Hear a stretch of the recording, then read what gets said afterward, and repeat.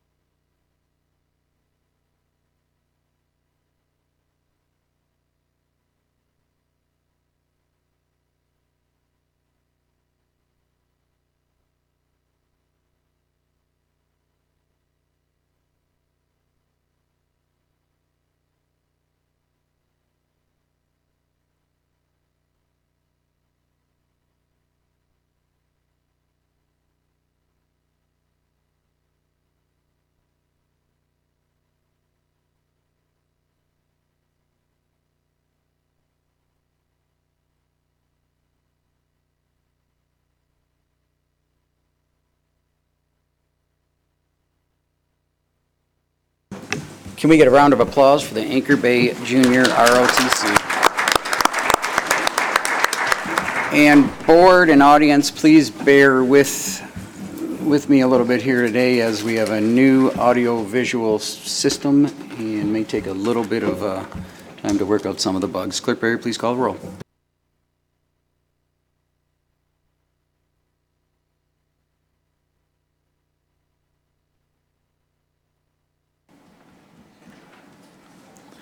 Supervisor Acciavatti. Here. Treasurer LaFata. Here. Trustee Anderson. Here. Trustee Joseph. Here. Trustee Demink. Here. Trustee Vosberg. Here. Clerk Barry is here. All members are present. Item number 4, presentations. 4A, approve a request by the Department of Public Safety to present 5 new firefighter candidates. So moved. Oh, do you need it? Oh, no, it's just presentation. Push the button. Thank you. I would like to. I didn't write it.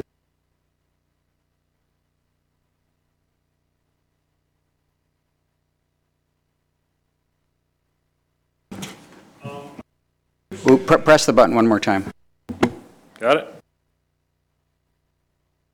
Press it again. Sorry about that. Good. Yes. I'd like to introduce to the board and to our residents, Alex Pellerito. If you could please stand up, line up here for us. Justen Diaz, Chloe Liberatore, Sean Frontiera, Kristopher Ullman. These individuals are our newest firefighter candidates that we have gone through a rigorous background and application process. I'd like to present them tonight to the clerk for swearing in, if you would allow. Please proceed, Director and Clerk Barry. Thank you. Please raise your right hand to repeat after me. I do solemnly swear that I will support the Constitution.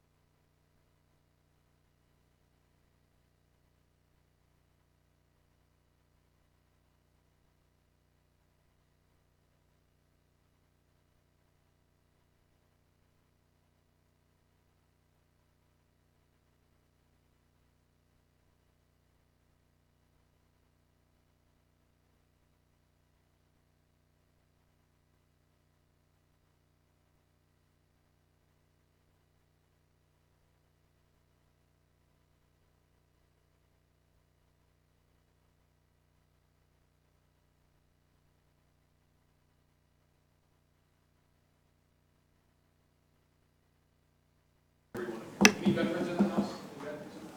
Veterans of the United States of America?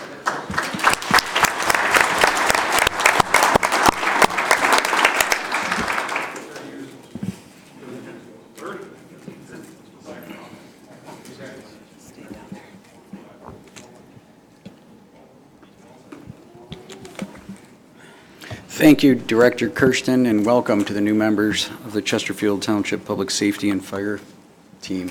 Thank you.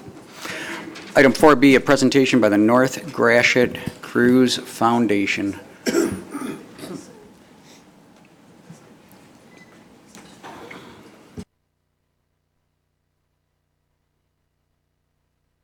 got to press the button. Okay, very good. Wonderful. Good evening, everybody. I'm John Johnson, and I am the president of the Gratiot Avenue Chamber of Commerce, as well as the Warren Area Chamber of Commerce, all under the banner of the Southeast Michigan Chamber of Commerce. And we operate the North Gratiot Cruise Foundation here in Chesterfield for some 12 years now, actually, and I was one of the original founders of that. And it's a fundraising event for Chesterfield Township, and so we had a great event this year, and I've always been able to report in the past that we've gone all these years without any rain. This year we got a little bit of rain, but finally the weather broke, and it ended up being a pretty decent day, and so we were able to raise a goodly number of dollars for various causes here in Chesterfield Township. And so many of you may recall from the past, our objective was to actually support causes here in Chesterfield Township. And so tonight I'm going to start by introducing our board of directors. Cindy Berry is on our board of directors. If you come up. Joe Ballor from Ballor Towing, Mike Venditti from Bigg's Bar and Grill, and from First State Bank, Mark. Are you here, Mark? Oh, right there, Mark. You're looking right at me, yeah. And then myself, I'm on the board as well. But these people are responsible each year for fielding this event and making it a successful event, and appreciate all their efforts. And it's not about me, it's about all of us collectively making a difference here in our community. So they deserve a special round of applause for their efforts here. So thank you, y'all. And then if you'd be kind enough to stay here, this won't take a long time, but we'll get to some of the... I wanted to begin this evening by honoring some of the sponsors. And Donna, if you'd come up, Donna is actually our hands-on day-to-day person on the cruise. So this was her first year working on the cruise. Well, second year actually working on the cruise with us. Yeah. And so Donna did a fabulous job this year, but we wanted to honor some of our sponsors that are here every year. And so no particular order here, but we want to say a special thanks to Joe Ballor, Joe Ballor Towing. So Joe, we got a special prize for you here today. You probably would have got that anyways. I know there's not a representative from the filling station, but we wanted to honor them as well. First State Bank, Mark, thank you, and the bank for all you do. And I wanted to say about First State Bank, what a great institution they are in terms of supporting the community everywhere that they are throughout Macomb County. So thank you, Mark, for that. And then from Mac Freight, we have with us here this evening their representative. And if you'd be kind enough to come up, Mark Abraham. And this year was the first year that Mac Freight helped us with the cruise. Great business, and we appreciate what they're doing. Just as a side, Mark's company, Mac Freight, works and supports a lot of community causes, and they established with his trucking company a penny per mile program, and since the first of the year, they've raised about $5,000 for McRest, the homeless shelter here in the county. So special thanks to you for what you did here and what you do with McRest. So thank you. Yeah, and then also too, from Protein Corporation, Bo Marasco. Bo, if you'd come up. And so Bo's company, again, was a major supporter this year. And you're going to see Bo here again in a second, but he also helped raise some additional funds besides over and above what we did with the cruise. So thank you, Protein Corporation. Thank you, Bo. Yeah, yeah. And we're going to do that in just a second, Nate, okay? And then I'll call him back up again. And then couldn't be with us this evening, but John Kapoussis from G&T. You all know John, of course, and we appreciate their support. A new business here in the township, the Motor Mall on Is Yeah. it Motor Mall? The Motor- I got it right. the Motor- The Motor Mall on Gratiot. They just got to the township and they wrote a check and supported this cause at $2,500, so we really appreciate what they did. And then finally, Kohl's and Art Van for utilizing their facilities. We want to say a special thank you to them for doing that. And so next, this evening, we're going to present some checks. And so do we have a representative here for the Chesterfield Honor Guard? Maybe it might be the chief. Brad, how are you? Good, sir. So we have $500 for the Honor Guard. We all saw them here this evening, so they're doing a fabulous job. Nice young people. Thank you very much. Yeah. And then the next check I'm going to present here is, because I'm not sure where to go, but I'm going to give it to Dave Joseph. It's the Friends of the Chesterfield PD, and for $1,000. Excellent. Thank you. Yeah, you bet. And then also, too, we have this evening the Selfridge Lions. Is there a representative from Selfridge Lions here? Oh, very good. I don't know that we've met before, have we? I'm Debbie Bernard. Hi, Debbie. How are you? President. Very good. Well, thank you for your help. We have a check here for you for $500. We you appreciate so your work. much. Yeah, you bet. And then also to New Baltimore Lions. They couldn't be here this evening, but Joe's going to make sure that they get that check for $500. And then one of the other things we're doing here this evening is Chesterfield Parks and Rec program. I'm not sure, maybe I give it to the supervisor, or is there a representative from Parks and Rec? Huh? Very good. Well, I'll bring you to you guys to come out. Thank you. Very good. I believe it. Yeah, very good. Appreciate it. Thank you. Appreciate your work. And then also too, we're working with the FOP 112. Is there a representative here? Very good. And so we have $500 for the Shop with a Cop program. Yes, sir. Yeah, Thank you very much. good. Yeah, you bet. God bless you. And then, last but not least, for the smoke detector program through the Chesterfield Township Fire Department, the chief is here, and we have $500 for you for that program, too. Thanks again. Very good. And then, finally, this evening, I want to say a special thanks, and Bo, if you'll come back up again from Protein Corporation. Bo worked with us this year at the cruise, and as many of you know, I chair McRest, the homeless shelter here in the county. And so Bo said, I'd like to do something special. I'd like to sell some hot dogs and beverages at the cruise. And Bo actually was able to raise for McRest. And by the way, we saw a number of people from Chesterfield this past year through the McRest program. But Bo raised $3,000 for McRest. Thank you, Bo. Thank you. Yeah. So it's really good stuff. We're making a difference. And just in closing, if I could, the Southeast Michigan Chamber, which is the Gratiot Chamber and the Warren Chamber, one of the things that we're most proud of is our working in the local communities and giving back to local charities. And this year I did the accounting today for our annual meeting, and the chamber raised for all of Macomb County, the various communities, Warren, East Point, Chesterfield, I could go on and on. We raised $275,000 this year for local causes. So anyways, thank you for your support every year, and God bless all of you. Merry Christmas, happy holidays to all of you. Thank you.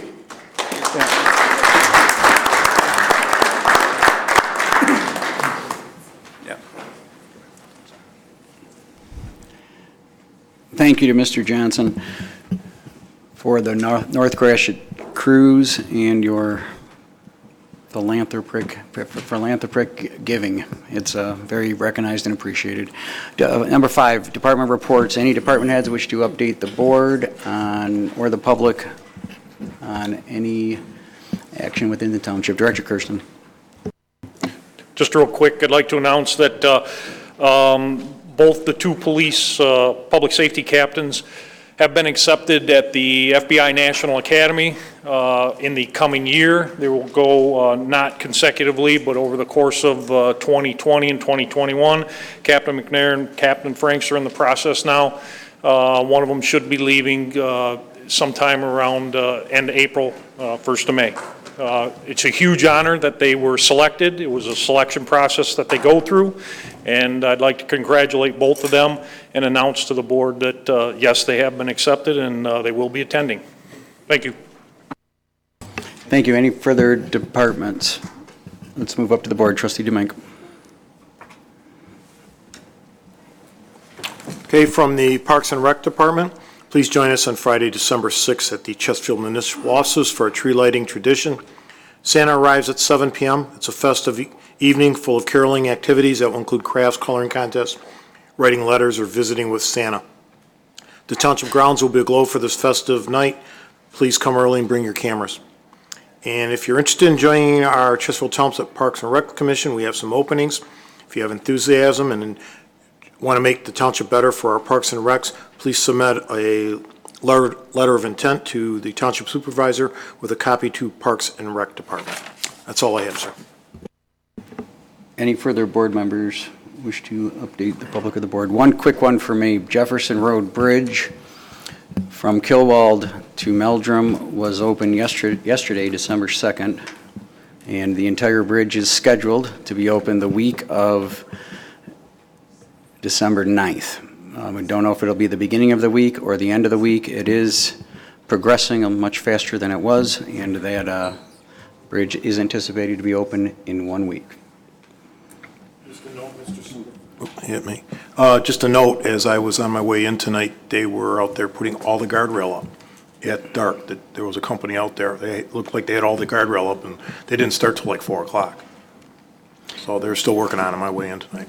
I expect that to be finished up pretty quickly, and the county is going to be, they opened it up as quick as they possibly could, knowing that some of the saw cutting and joint sealing will be done under traffic control versus keeping it shut down for a little bit longer. So they are working with us as much as possible. It's been a horrible inconvenience, but the end is in sight, and I am convinced it's going to be fantastic when it's complete. Item number 6 is the consent agenda. All items under the consent agenda are considered routine by the board and will be enacted in one motion. There's no separate discussion of these items. If discussion of any board item is required by a board member, it will be removed from the consent agenda and considered separately. Public comments on the consent agenda are permitted. I would entertain a motion to approve the consent agenda with the removal of the closed session from the agenda. Move to approve. Second? Motion by Trustee Vosberg, support by Clerk Barry to approve the consent agenda. Discussion. Treasurer LaFata. Oh, I'm getting used to my new system here. I saw you blinking. Motion by Clerk Barry. Motion by Trustee Vosberg, support by Clerk Barry to approve the consent agenda as amended with the removal of the closed session from the agenda. Clerk Barry, please call the roll. Trustee Vosberg. Aye. Clerk Barry, aye. Trustee Anderson. Aye. Trustee Joseph. Aye. Trustee DeMink. Aye. Treasurer LaFata. Aye. Supervisor Acciavatti. Aye. Motion passes. Item number 7. Can I ask a quick question? Yes. How do you turn down the volume on? I do not. It's on, it's really feedback. I do not know. We'll ask IT support, who is sitting over at the box. I don't have a, play with it and we'll, Yeah, while we're on the subject of these microphones, I have a question as well. How do I, if I have a point of order, how do I, the microphone does not turn on unless you turn it on? you press the button. I don't actually know exactly how it works. You press the button and you go into a queue, so it allows 3 people to speak at one time. And it's because the camera is designed to go to who's speaking. So yes, 3 people can speak at one time, and I've got to press my little button up here to put you in the queue. Could we have some separate discussion or a presentation on these? Because this is like quite a mess. I think that would be a fabulous idea. Item number 7 is the public hearing. 7A, conduct a public hearing to hear comments on the proposed Chesterfield Township budget for 2020 fiscal year. Do I have a motion to open the public hearing? Motion to open the public hearing. Motion by Clerk Barry.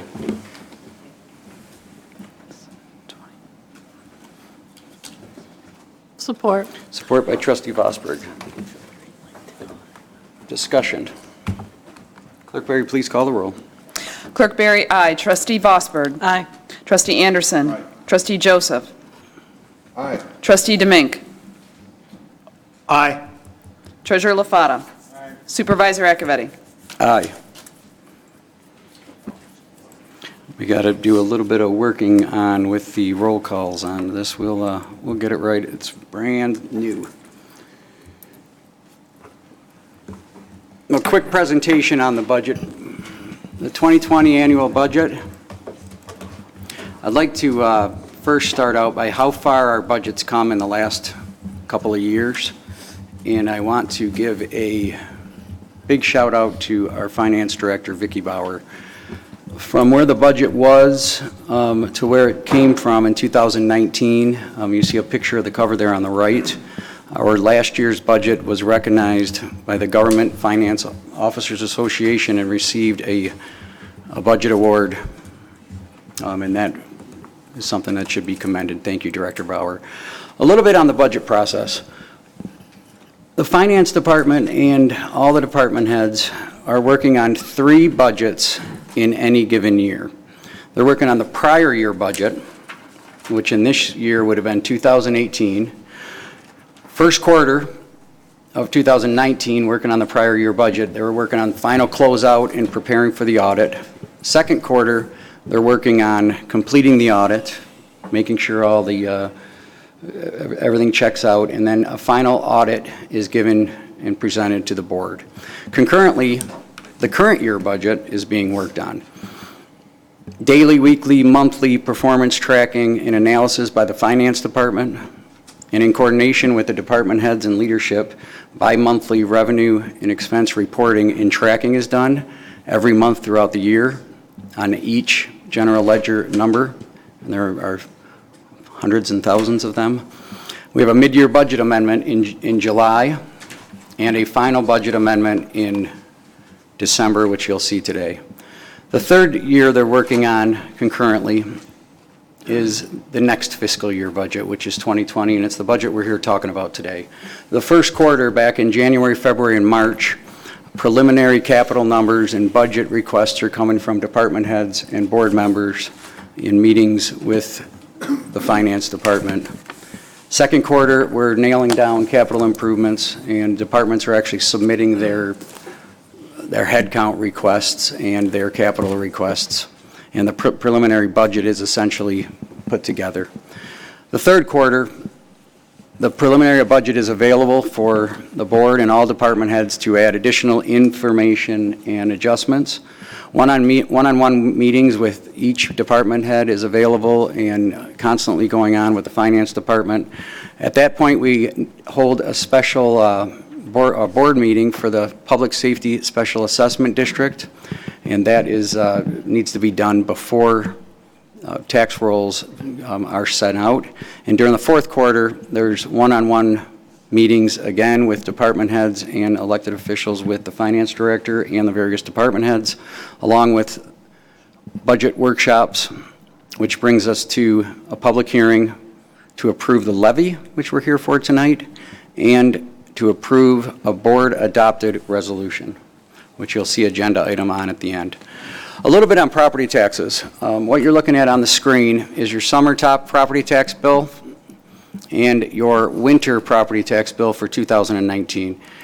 It's important to note, out of the 53.69 mills, and this is using the Anchor-based school district, these numbers will be a little different if you're in L'Anse Creuse or New Haven, that a bulk of your tax bill, just over 71%, is for education. And that's these areas shaded in red. Another area is county and regional taxes, such as county operating, HCMA, SMART, Zoo, Veterans, DIA.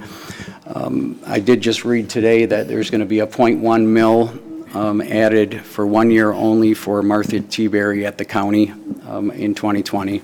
And that brings you to Chesterfield Township, which amounts to 16% approximately of your property tax bill goes to actually fund township government. And of that, 1.4% of your property tax bill goes to the general fund, and 14% approximately goes to public safety. So that's just kind of a general breakdown. I do get a tremendous amount of phone calls because we as a township government are the collection agency, for all these other entities, but the vast majority of those funds do get passed along. Quick breakdown on our budget. We have 6 separate township funds, 2 of which are enterprise funds. One is the general fund, which we call the 101. The 205 is a public safety fund, building inspection fund, Parks and Recreation Fund, which is primarily for programming purposes, and the 2 enterprise funds are Brandenburg Park and our Sewer and Water Department. I'm going to run through the general fund very quickly. Just a snapshot of our revenues, appropriation proposed for 2020, the net position of a negative fund of a negative 1.18 million. However, we have one-time capital of 1.286 million, which puts us in a positive operating position. I'm very, very comfortable with our projected beginning fund balance and our projected end fund balance. That is a very strong financial place to be for our general fund. A little bit on the revenue side of the equation for general fund. Out of the 7.662 million, the vast majority of that revenue comes from state. The largest single source is state shared revenue, and it's a constant battle with the legislators in Lansing and the burden that they put on locals from year to year. And I know that because I sat in those seats for a long time. There's over 1,700 local municipalities, and it seems like the funds in the form of revenue sharing are constantly not getting enhanced as quickly as they should be, while the unfunded mandates are piling up. There are other sources of revenue too, and I lumped them into 3 different areas.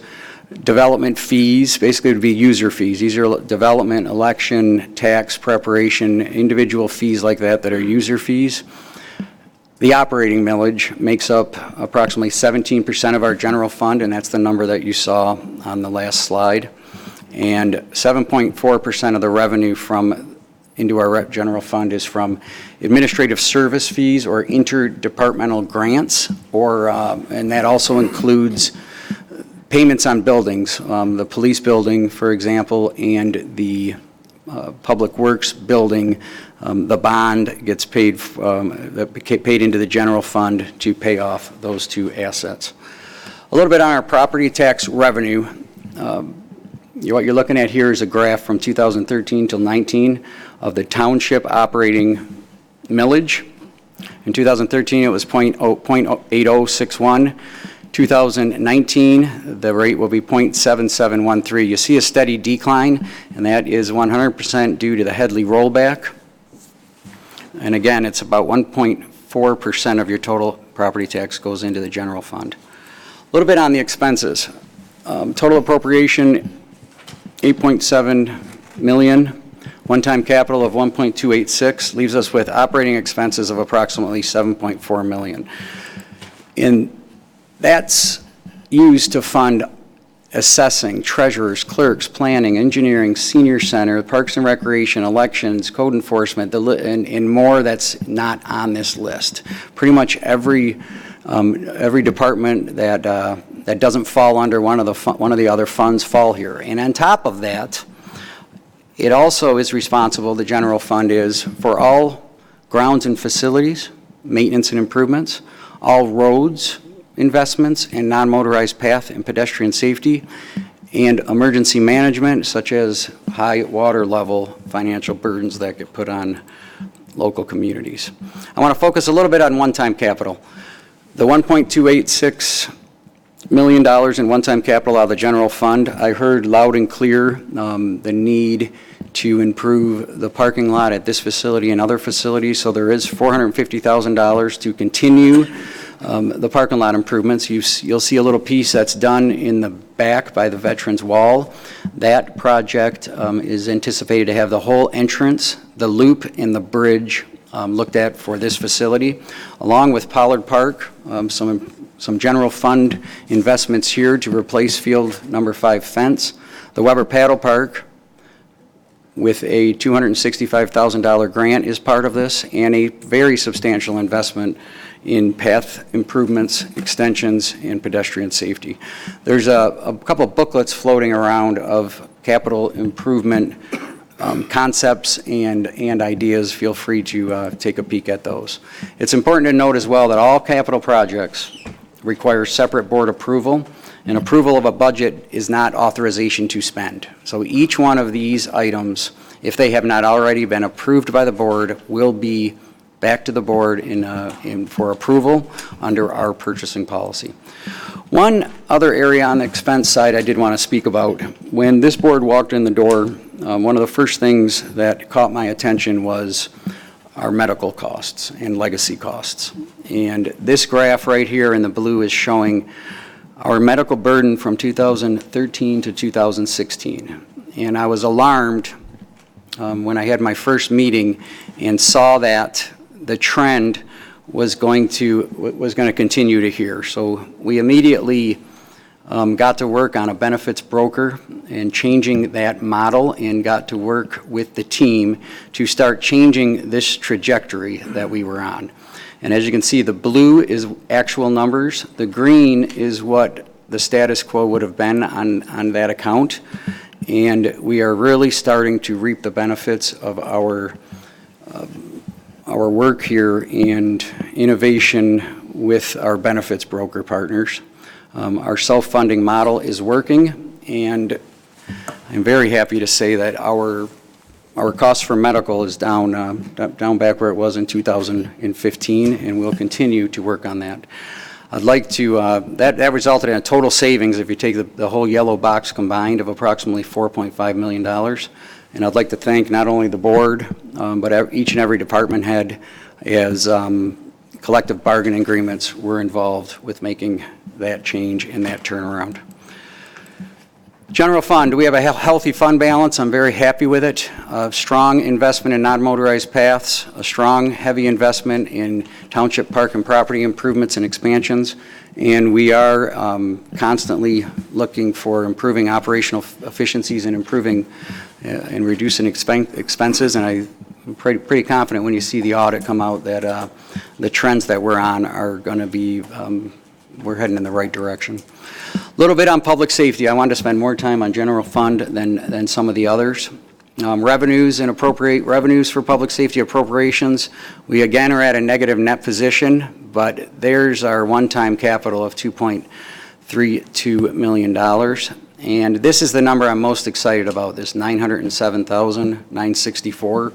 We are finally in a very strong position in our public safety department. Our model is working very, very well, and we are in a operating surplus position for the first time in quite some time. This year we'll actually close in a surplus as well from an operations standpoint, but this trend I anticipate to continue, and I'm very encouraged by it. A little bit about the tax revenue. Here's the millage rate for our combined public safety team from 2014 to 2019. You'll see a steady decline, and the rate this year on your tax bill will be 7.95, which is the first time that rate was under 8 in quite some time. Unlike the general fund, which is not extremely reliant on property taxes, our public safety fund is almost entirely reliant on property taxes. To fund our police department, fire department, and EMS services, property taxes accounts for approximately 95% of that revenue. The grants, fines, cost recovery, and interest is approximately 4.9%.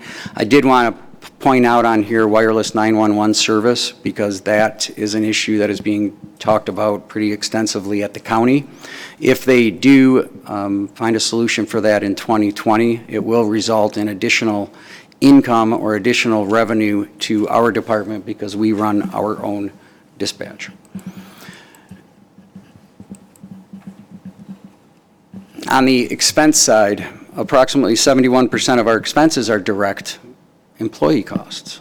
whether it's wages, medical, pension, and all the other things that go along with it for our 70 full-time and numerous part-time and paid-on-call employees in our public safety department. That is a bulk of where the expenses go to. I want to touch on the capital improvements of $2.3 million. That's Fire Station Number 1, which I know we're all aware of. That project is under construction. It will be approximately halfway complete at the year end, so it will have an investment next year of approximately $1.8 million. We're going to be working on Fire Station 3 and also our last major piece of equipment will be getting an upgrade at the fire department. And again, there's a book floating around that has details and about 80 or 90 projects that are somewhere along the way in the discussion mode moving on. Very happy with our operating position. The fund balance is healthy and will be getting healthier. This budget's finally stable. It wasn't long ago we were really scrambling for revenue as a township for a sustainability department. We're upgrading facilities, and this one's very important, the very last one. All of our major equipment has been updated. With the large fire trucks a couple years ago, we refurbished a truck last year, a big aerial truck, and with the refurbishing of the 75-foot aerial truck, our heavy, large fire actual equipment is going to be in good shape for many, many, many years to come. These are not 1 or 2 year assets. These are 10, 15, 20-year assets. The next budget, Building Inspection Fund. The important thing to note here is the revenue from this fund is directly related to inspection fees related to the building and development and growth in our community. So when the economy is going well and a lot of buildings getting done, whether it's new construction, decks, this fund is very healthy. In 2019, at the end of this year, we are anticipating a transfer from this fund into general fund. There were many, many years when the general fund needed to transfer the other way. And I'd like to thank Gary DeMaster, who is just amazing with this, and thank you so much. That one's just a very short one. Parks and Rec is another fund. This one is for programming. Again, on the right is a snapshot of kind of what the budget's going to look like with a net position of just about $7,000. But again, the capital comes up. And if you look to the right, you'll see fund balances of nearly $500,000 in this fund, and that will become relevant. Some of the capital I want to touch on is on this from the Parks and Rec Fund. This money, or this fund, is to be used for expenses and improvements for program enhancements only. So the use of these funds are somewhat limited and restricted, and we're encouraged about this potential project of rehabbing our dugouts. Again, I'm very happy with the fund balance in this one. 2020 is going to bring the completion of our Parks and Recreation Master Plan, and hopefully the finalizing a location and feasibility of a rec center. And at that point, this will be a nice little jump start to enhance some of the programming that will be required for that rec center. Brandenburg Park, this is one of the enterprise funds. The balance sheet here is to the right, and the cash balances are to the left. At the beginning of 2020, you'll see approximately a $500,000 cash balance here. This money must be used for enhancements solely at Brandenburg Park for capital improvements and for improvements to that park. So some of the one-time capital this year that has already been approved actually is the shoreline restoration project, which is being funded primarily through a pretty substantial grant through NOAA and the Great Lakes Commission, which I know the board is aware of. Also, the sport courts will be getting an upgrade. So in 2020, we'll see the shoreline completion, sport courts updated, and we anticipate this happening with no projected general fund transfer and just using the fund balance from Brandenburg Park. and I'm very happy that it can be used for its purpose, which is upgrading this park. Water and sewer, another enterprise fund. Essentially, this fund is here to maintain the 240 miles of water main we have, and the over 300 hydrants, 2,600 gate valves, the 135 miles of sanitary sewer, 4,800 manholes, 7 pump stations, and that entire system. The balance sheet on that one is off to your right, and the fund balances are off or are shown on your left. On the revenue side, the point I really want to make here is the primary revenue source for our water and sewer department are customer water bills. So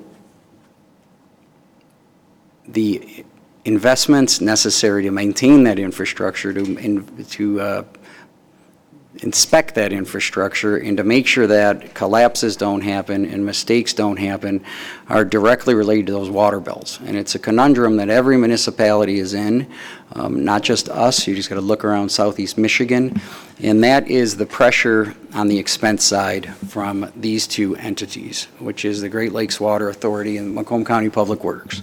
They also have the bigger infrastructure downstream, whether it's the water supply system in intakes from Lake Huron and all the piping to bring that water into these local communities. Their expenses are going up, and they pass that along to us. On the sewer end, when there's a sinkhole collapse like 15 Mile a couple years back, they bump the prices up and they pass it along to the local communities. And it puts every local municipality in a tough position. We are going to have serious discussions about our water rates and long-term plans, especially when we start looking at the capital needs we need down the road. There's some other options there as well, bonding and some other things. And again, in that packet, there's a whole bunch of information. I do want to talk about some of the capital improvements that are being proposed in the 2020 budget. On the sanitary sewer side, that we're going to be getting a Baker Road sewer extension.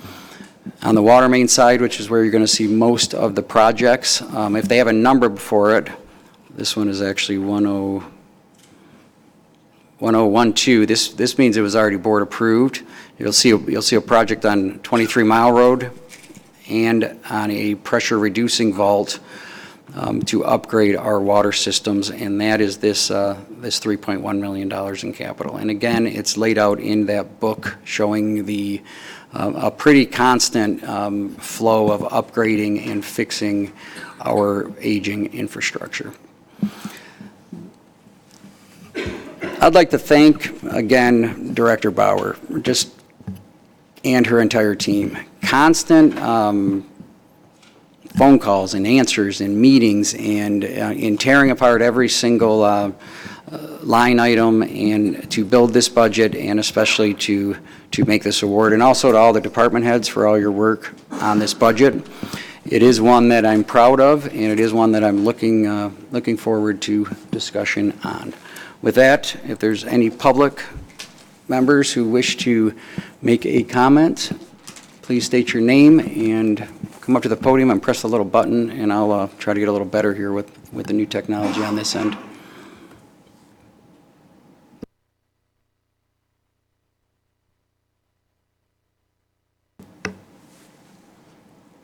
Seeing no public comment, do I have a motion to close the public hearing? Motion to close the public hearing. Motion to close the public hearing by Clerk Berry. Is there support? Support. Motion by Clerk Berry, support by Trustee Joseph to close the public hearing. Clerk Berry, please call the roll. I'm trying to press these buttons as quick as I can here. Clerk Berry, aye. Trustee Joseph.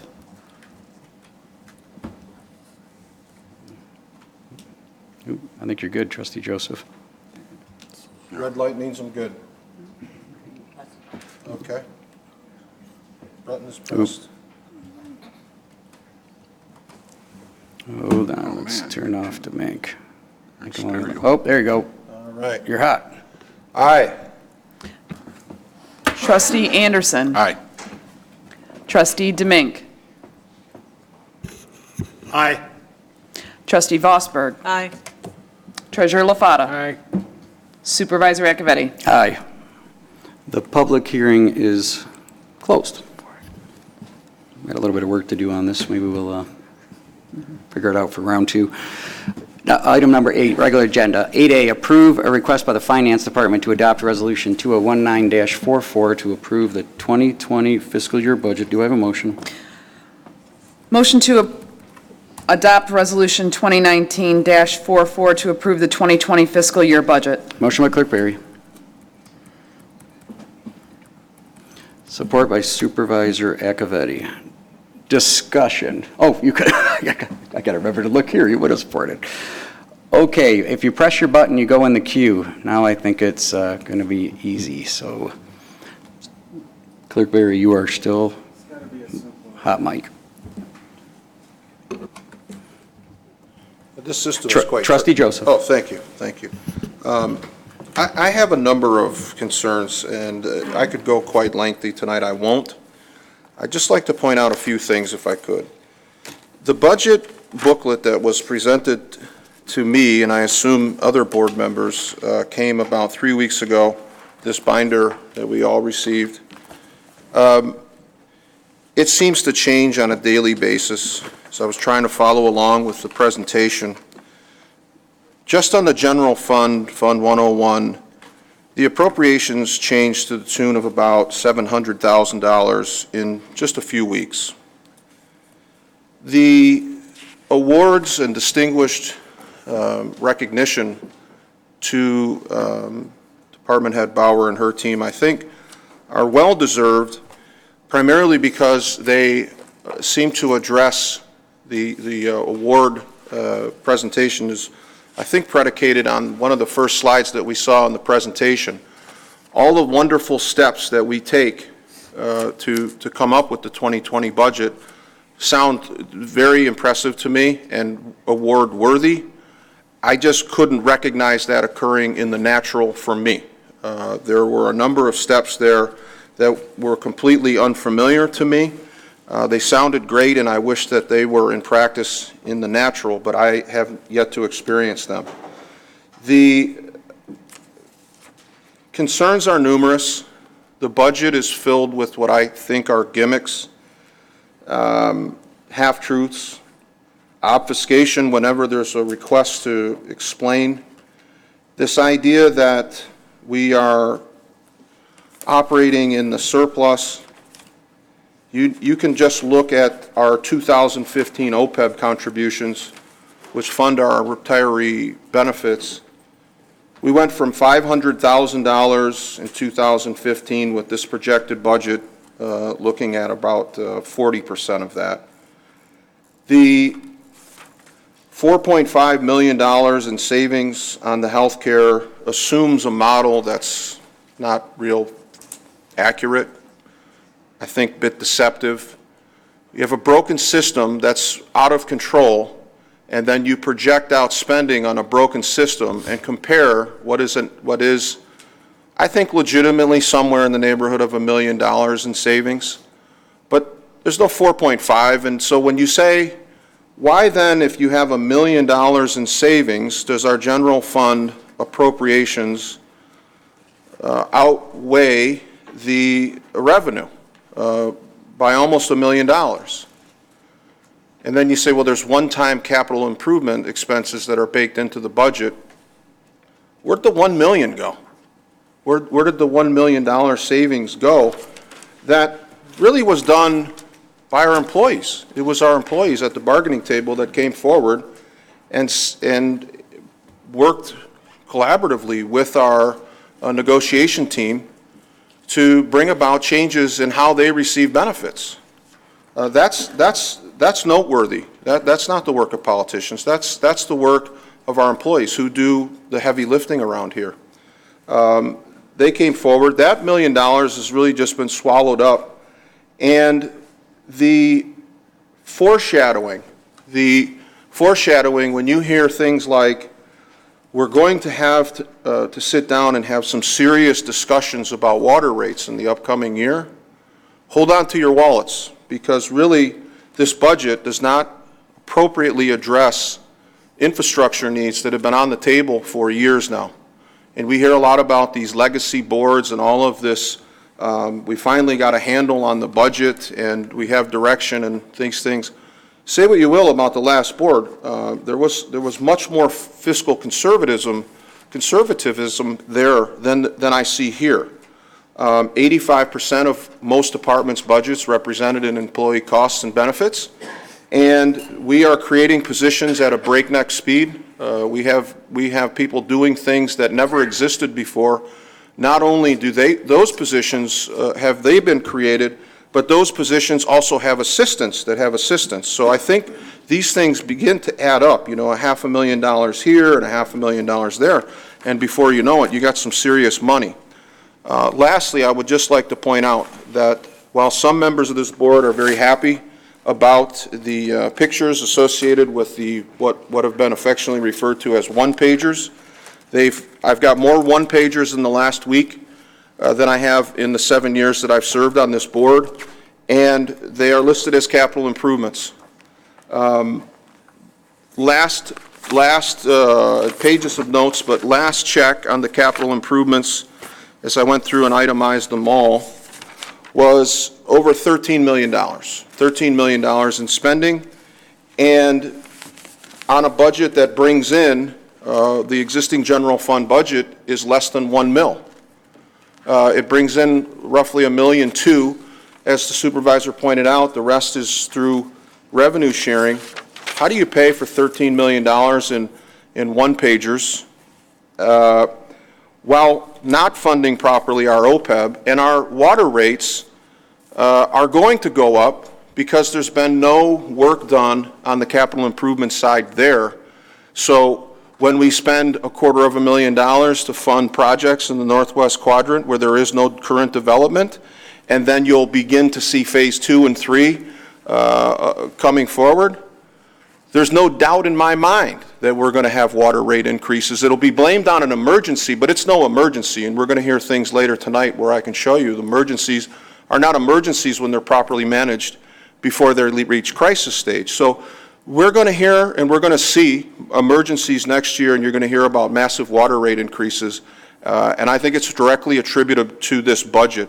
I won't argue all night because we could be here for days going over line item by line item, but I do have what I think to be a better way of funding all of the capital improvements, all of the wishes and hopes of the supervisor in his budget, and that is hopefully, as Trustee Domingue pointed out, on Friday at about 7 o'clock, Santa Claus will be here, and I'm going to present this budget to him, and I'm going to ask him to deliver to the good boys and girls of Chesterfield all of the wonderful things in the 2020 budget. Short of Santa Claus's granting of this wish, I don't see how this makes any sense. Thank you. Thank you. Any further board comments? Treasurer LaFata, and you can press your button and you'll just enter into the queue. That makes it a little easier for me to press you. Treasurer LaFata. I have issues with the comment on raising the water rates. Back before 2016 or 2015, the township residents were carrying the brunt or the burden of the cost of the water and sewer department. Prior to the Water Rate Advisory Board and some pushing on my part, there was no such thing as equivalent billing for commercial. Residents and commercial entities were paying the same amount, whether there was a 1-inch line going into a house or a 4-inch line going into Anchor Bay packaging. It was never an equitable cost split. The residents actually were supporting commercial and industrial. Now, it looks like with the projected, well, it goes back, looks like there's some preliminary design work for the Northwest Quadrant, 220 Phase 1, 220 Phase 2 design. We're going to spend in the next 3 years or 4 years, like $3.8 million. And it looks like from the looks of the budgeting, it's going to come out of the enterprise fund. Well, that's on the backs of the residents that live here and now, and that money should be used to replace what's broken here and now. The residents that elected me are the ones that I'm most interested in. I'm not worried about the ones that are going to live here 10 years from now. You take away the enterprise fund and you support a northwest quadrant where the builder hasn't even made an investment in the property, only has first right of refusal, is a definite gamble for the township. There's no guarantee that that money is going to come back in 5 years or 10 years. And I'm not ready to gamble with residents' money. There was another issue, water and sewer issue, and I might as well spit it out right now because it's related. On Monday, I came out of my office, and one of my employees, one of the members of my staff, Carrie Whitfield, was on the other side of the counter hugging a resident. And I couldn't understand why until she came back. The resident came to the treasurer's office because her water's been shut off for 2 months. She said her husband's in the hospital in a coma, and she was crying. She didn't know what to do. And I'm really proud of Carrie Whitfield because she told a woman, she says, I don't know what anybody else told you. I don't know what anybody else can do for you, but I'm going to pay out of my own purse. I'm going to pay your water and sewer bill so we can turn your water back on. I'm very proud of that woman. So that's just an example that we have people in the township that can't afford water and sewer rates. So do not put expansion into the northwest quadrant on the backs of residents that can't afford water and sewer increases.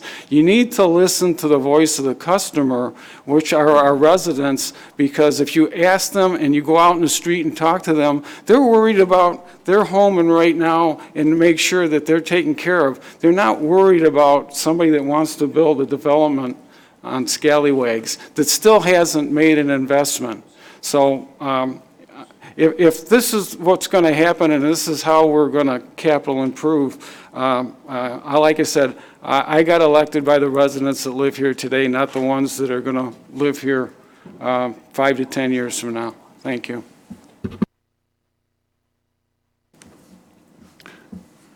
Trustee Anderson, okay, I did figure out one of the problems.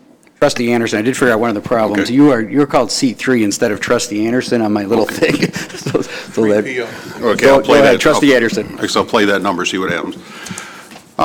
Dovetailing what Trustee LaFatta said, I know we had the SAW grant came out a few years ago by AEW. They scoped the sewers throughout the community here that the township owns, and there was an extensive number of sewers in the Mallard area, Sugarbush and Jefferson, I believe, according to the map, that need immediate attention. They should be looked at right away, and that was a couple years ago. We had our meetings, a couple meetings regarding this budget. I didn't get a satisfactory answer. They're going to look at them. But are we going to sit back here while our sewers start collapsing or are endangered and then worry about it while we extend out to another area? And the biggest thing is with water and sewers, you don't have to vote on that, my good residents. This can be raised by a board resolution. So perhaps this board or a future board will just raise your rates to cover whatever the cost is. And with that, I'll defer back to the supervisor.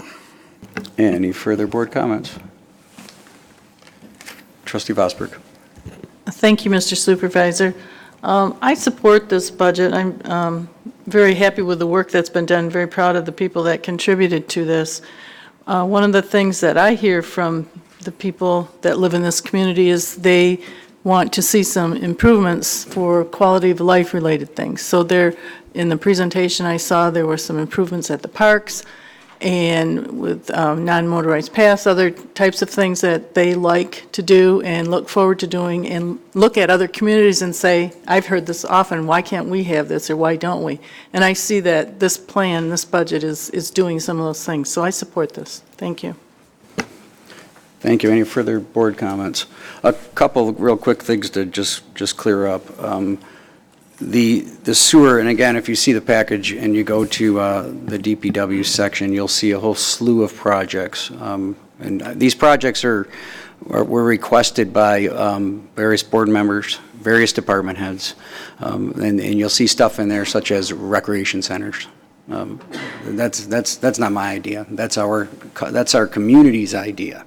And it's just an idea. And you're going to see infrastructure projects. But one thing I did want to clear up is that our other post-benefits liabilities, or OPEB, is funded very, very well, and the trajectory there is going to be very similar to the trajectory that you saw on medical. And those are two of the expenses: pension, benefits, and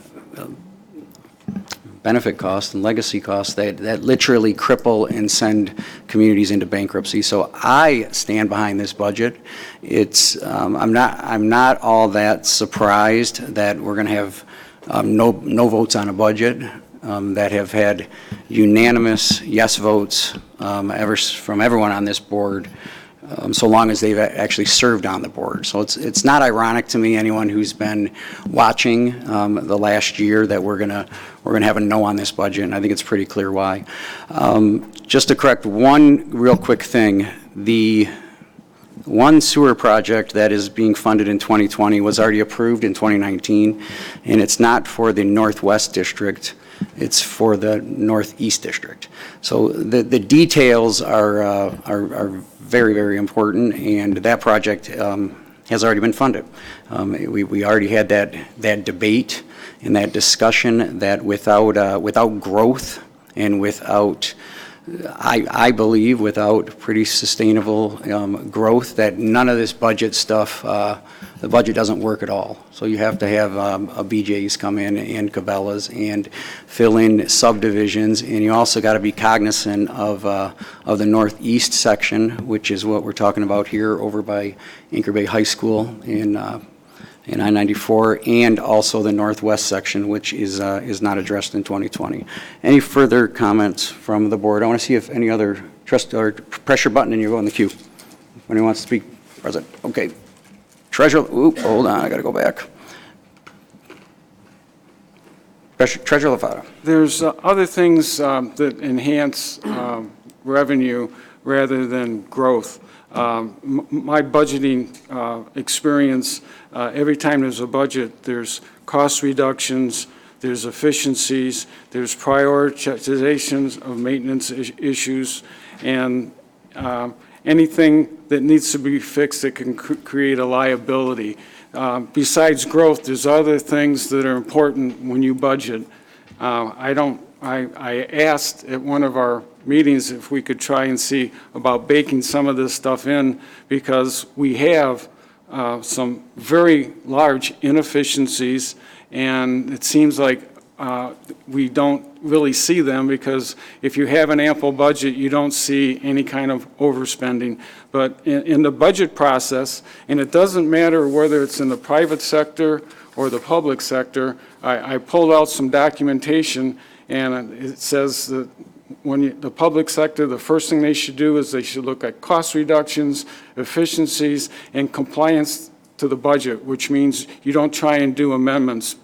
So I don't think I'm talking wrong, but there's some things that the budget should have had that can improve it, which can reduce costs, that reduces the fact that we might need to raise taxes or raise water rates. It's not just growth, because along with growth, you add bureaucracy, you add labor, you add more firemen, you add more policemen. So you have to take in consideration with growth, there's other ancillary costs. The best thing you can do is take what you've got right now and enhance it with cost reductions, efficiencies, and prioritize spending. Thank you. Thank you, Treasurer LaFata. You reminded me of the second thing I did want to correct, and I forgot about it, and that was, my direct quote was, we need to have a serious conversation about water rates.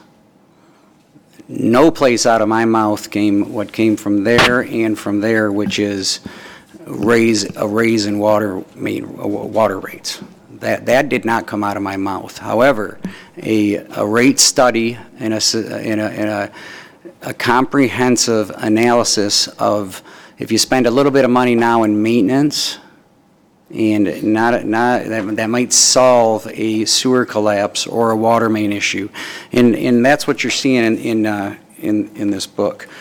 Virtually every department in this township has had pinpoint focus on not only increasing services, but becoming more efficient in what they do. And you're going to see the results in that in the 19 audit. You're seeing the results in that in the improvements that our residents are seeing. So I'm not buying that our team, one major thing that's very evident, this is a solutions-oriented team.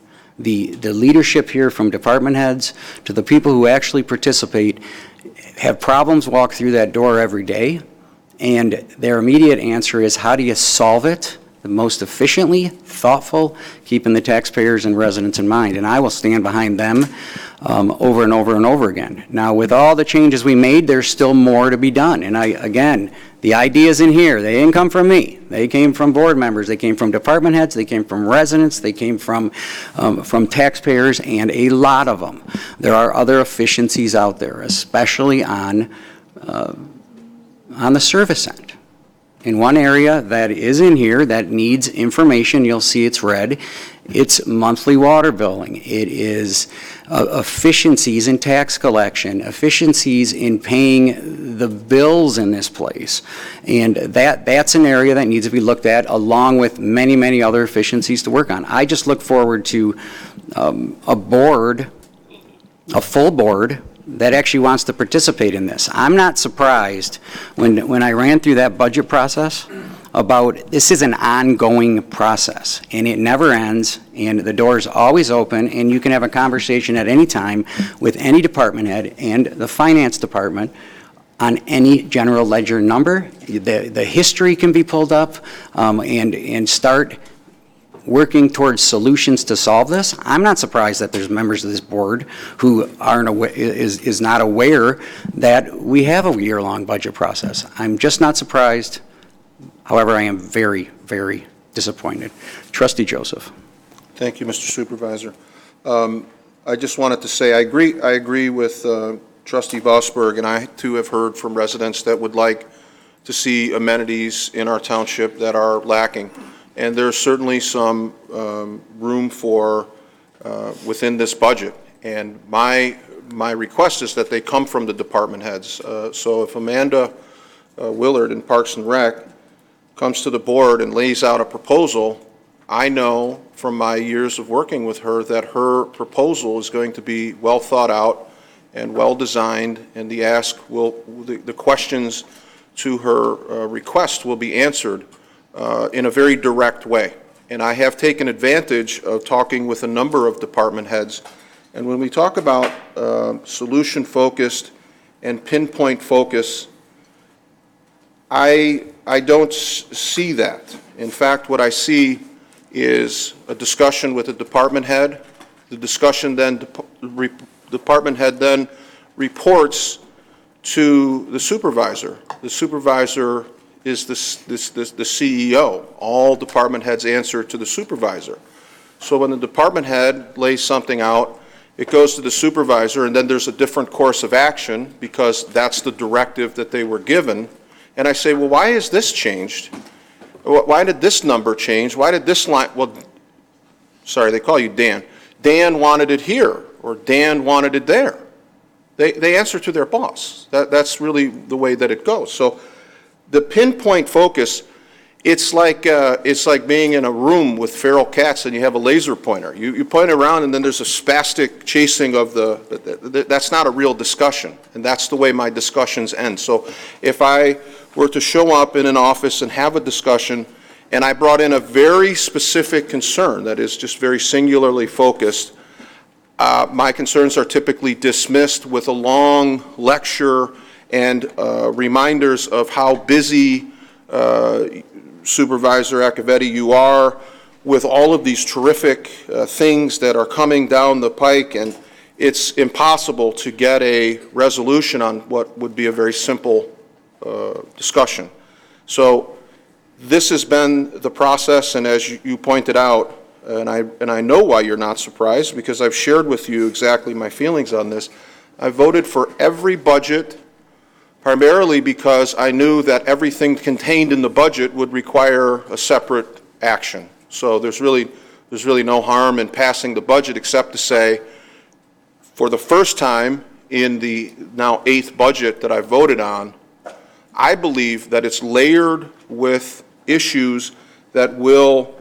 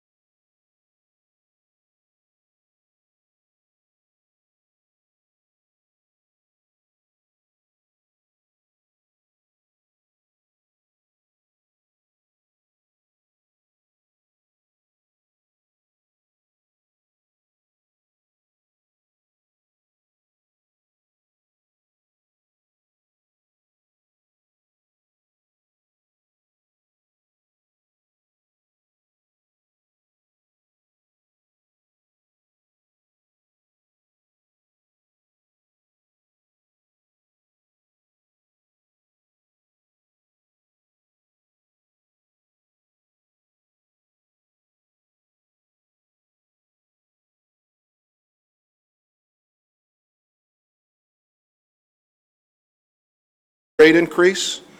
And when the guy who's the architect of the rate increase tells you we were going to have serious discussions about water rates, just hold on to your wallets, mark this day. We don't have to debate about it all night. We can mark this day. And I will tell you that on December 3rd, I told you you're getting a big water rate increase. No shocker. It's a tax increase disguised. This budget just sets it up. It's a big setup, that's all. Thank you. Thank you. Any public members wish to speak?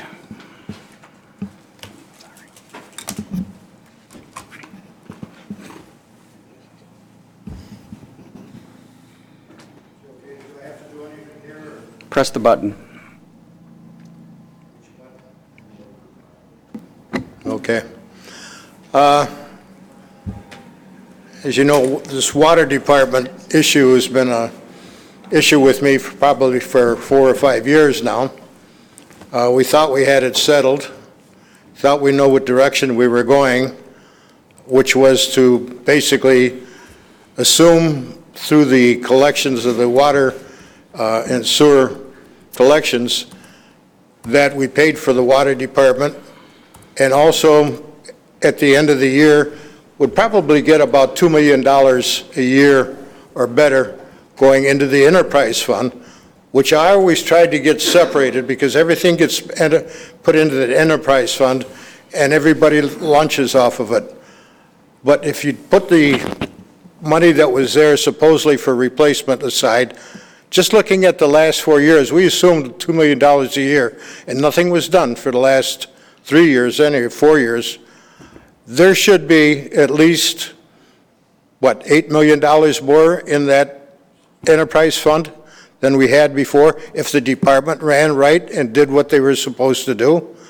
I don't know what's in the enterprise fund, but my calculation from back then, there should be about $20 million in there, which would afford all of this building without even having to discuss rates. And on top of it, you're throwing in, like you tried to do right off the bat when you come in, you wanted $4 million to develop that sewer line along 20-some miles. That went by the wayside, but later on, you put out money for the guy on the northeast side. And is this another 240 for something on the northwest corridor? You know, how can you maintain and upgrade your facilities when you're putting out money that you're not obligated to put out? Customers don't get any feedback or get any payback from that.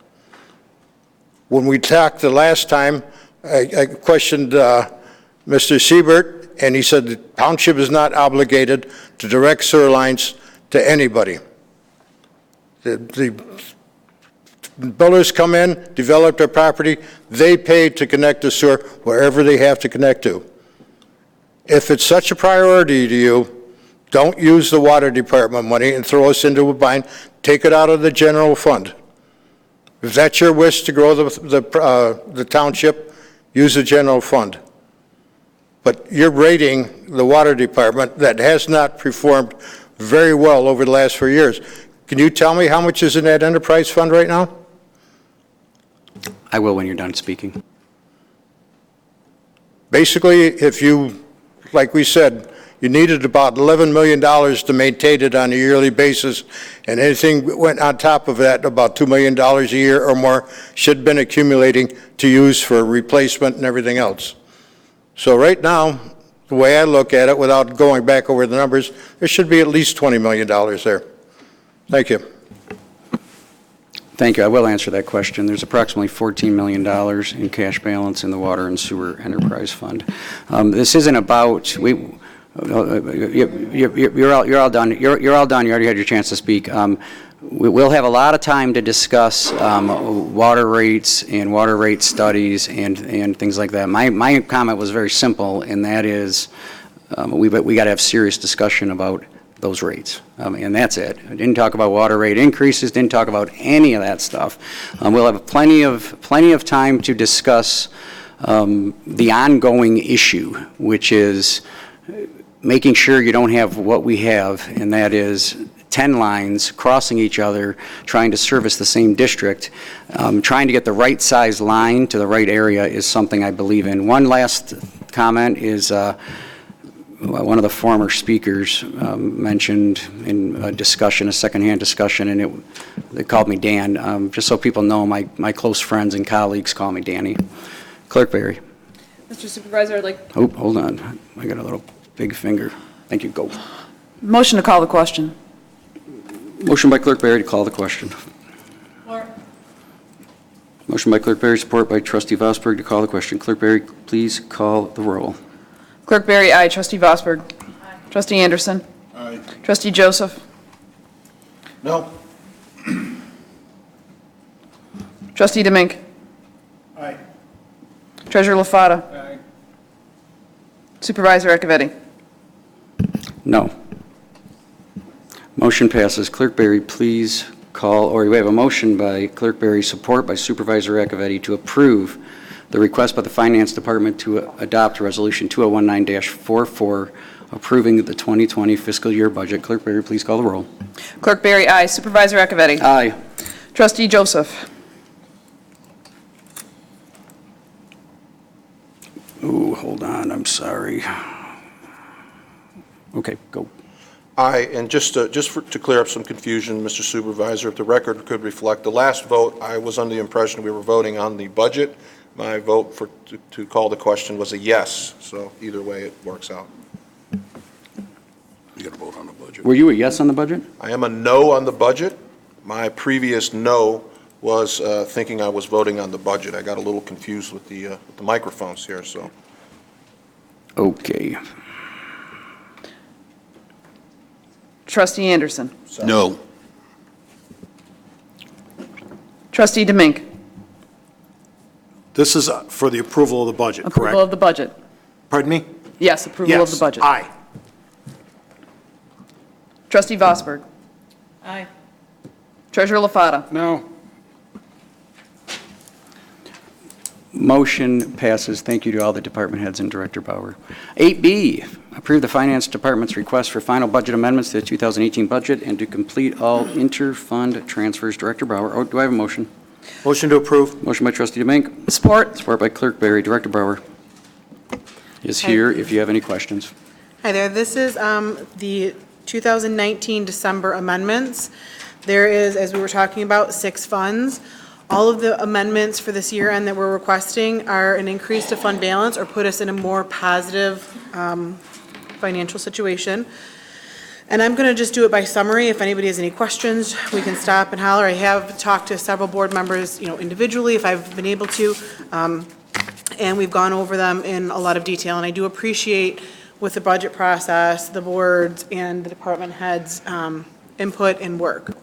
So starting with general fund, we're going to be amending that to the positive of $890,000 approximately. The amendment is primarily due to lower costs in capital. The second fund is public safety. That one's going to be amended to the positive about approximately $922,000, again, for lower cost and capital. And kind of going into detail of that, it's like the fire station was all budgeted to happen in 2019, and as it's going through, we know that a lot of it's in 2020. So I'm taking down that budget that we know we're not going to be spending in 19. So those are the kind of adjustments that are going through. Building department, prior to the transfer to general fund, is about $100,000. That is due to the increase in permit activity. And the fourth fund, which is Parks and Rec, that one is approximately $72,000. You guys have the exact amounts, but that is primarily due to an increase in program revenue and a lower capital cost in 19. So for Brandenburg, it's approximately $144,000. That's due to an increase in grants, and we didn't incur all the building and maintenance costs originally budgeted. And then water and sewer, the amendment is to the positive of $580,000. A lot of that is the interest income. We have an additional amount in that, and a decrease in contractual service costs. So I know that was really high level. I'm not sure if there's any other questions on it or details. Thank you. Any questions from the board? And be sure when you're done speaking to repress your button and turn it off, because the camera is automated and it will go to your speaker. Trustee Anderson. Okay, not a question, but Ms. Ballor, today I was ensured that if I had any questions on the amended budget figures that you had to put together, and I do appreciate it, and I do appreciate the work you did on the budget itself as part of what is your function and what you've done for years. So I do want to thank you on that, and I want you to know that. Great job throughout the years. Thank you, ma'am. Awesome, thank you. Trustee Vosberg. Thank you, and thank you, Vicki, for all the work that you do on this. I just have a general question, and I kind of know the answer, but if these are just changes of mostly spending, we're spending less than what we had anticipated. There's some other reasons you already stated, some increased revenue, things like that. Correct. Why is it necessary to adjust the budget to reflect that? Why wouldn't we just carry over a larger balance? Well, so the idea is as we're going through, in this particular case, when we're reviewing everything, it is a positive thing on not overspending, but in December, we typically go through, as we do throughout the year, but a major overhaul and really look at all of the ebbs and flows and what we need to do. So we do it kind of as a cleaning up. In the financial statements, it actually will show final amendments and then comparisons. So it shows that we were looking at them up to the end, and we adjusted our numbers on where we thought we were going. Mm-hmm. I appreciate doing this just because I think then when we do a comparison of budgets over the years, you do have more of an actual looking, when you're comparing the budgets, it more accurately reflects the actual spending. And I appreciate it. Thank you. Treasurer LaFata. I reviewed the budget amendment with Director Ballor. It's pretty straightforward. It was just a transfer of expenditures that didn't happen in 2019 that'll be transferred to 2020 to be completed. I see no issue with the budget amendment. It looks pretty sound. Thank you.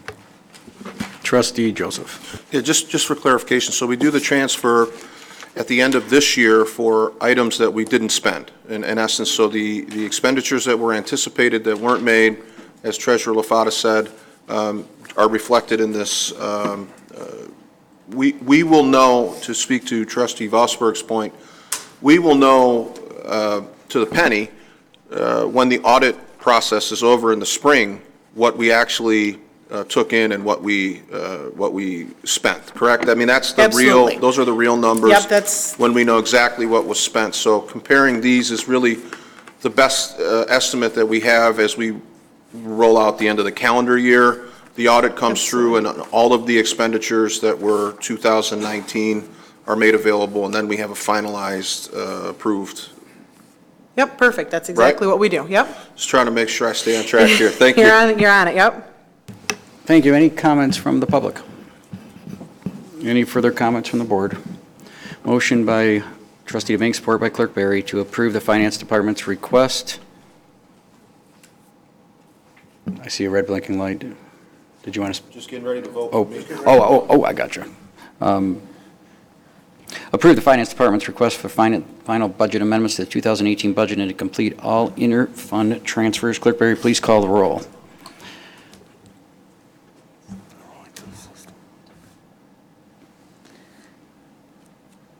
Trustee DeMink. Aye. Clerk Barry, aye. Trustee Anderson. Aye. Trustee Joseph. Aye. Trustee Vosberg. Treasurer LaFata. Aye. Supervisor Acciavatti.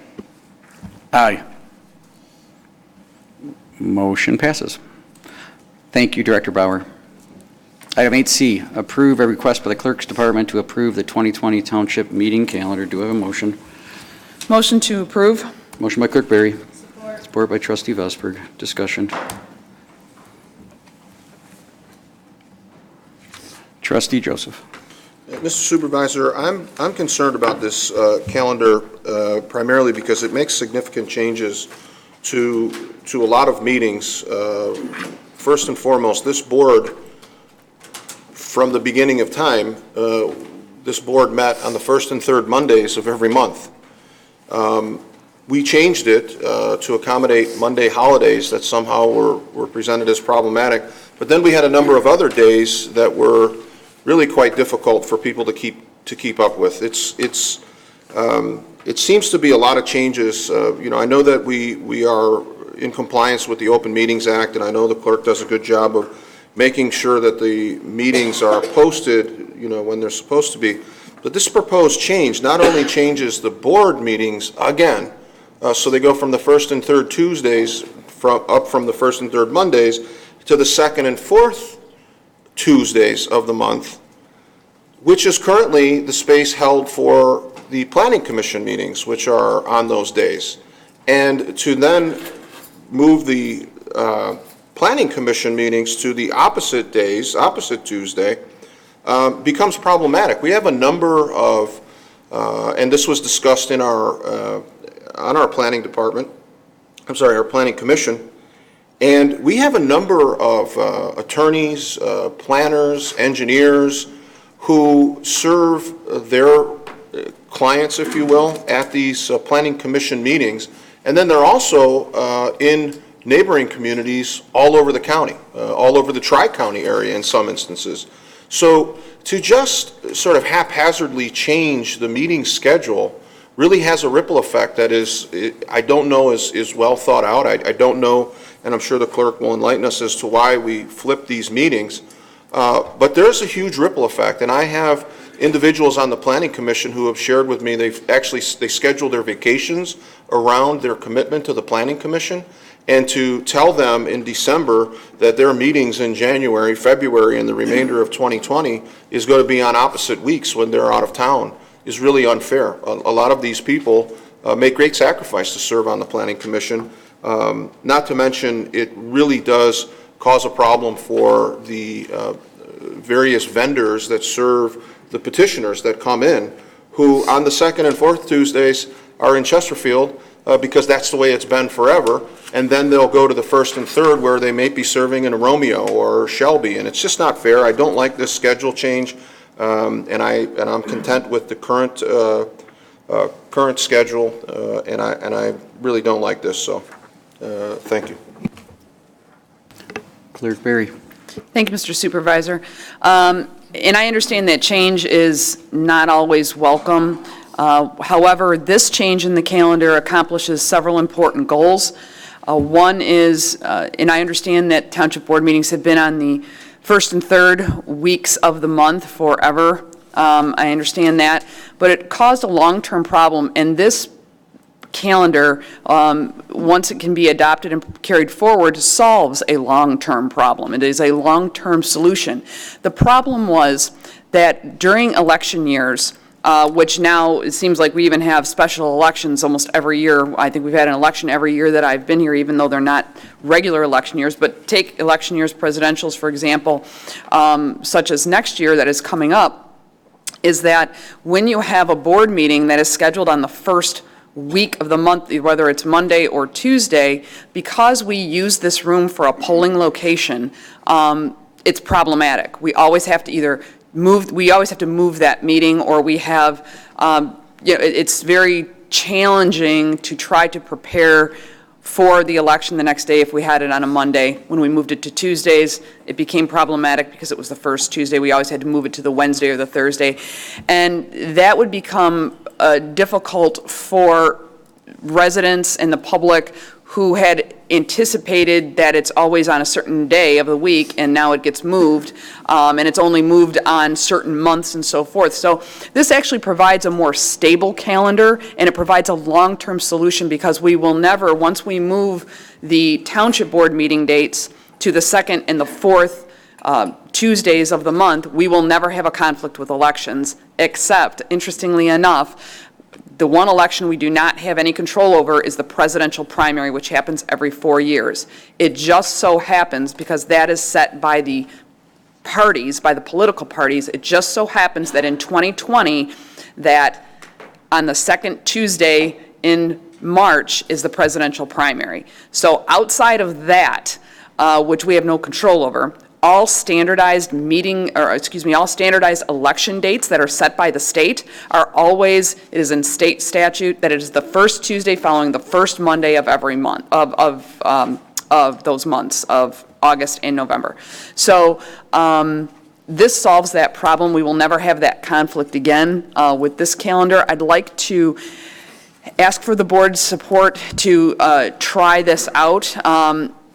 If for some reason it doesn't work out, or doesn't work out as well as we had anticipated that it would, I would be happy to change it. I'd be on board to change it for the next year, but for 2020, I believe that this is the best calendar that we could possibly hope for.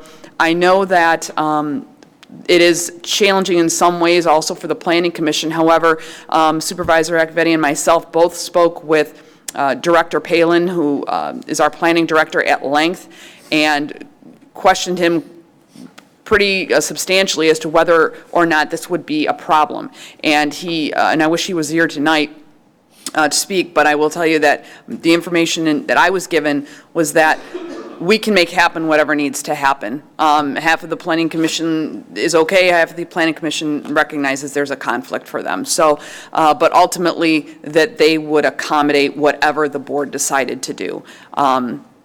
Yes, obviously change for everyone when you're used to a certain schedule is sometimes challenging or problematic.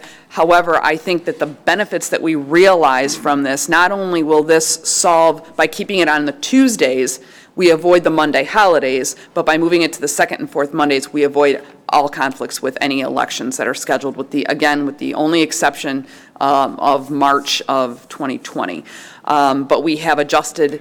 Fortunately, we have 5 weeks in that month, and so we are able to adjust that and still keep it on the, it actually ends up being, I believe, the 3rd and 5th Tuesdays in March. So that's what we're hoping to do with this calendar. I believe it's a solid calendar, and it solves a number of issues long term. Trustee Anderson. Yeah, I have a question to two of my fellow board members. Mr. Domink, or Ms. Vosberg, Library and SEMCOG, will these dates conflict with your meetings at those activities? Okay, the Historical Society changed their days, kind of like the unwanted stepchild, I fear. They changed their days to accommodate our meetings. We went from Monday to Tuesday. They went to the second Tuesday of the month. So you can leave that probably liaison position to Historical Society open because we'll be meeting the same dates as it is now. Thank you.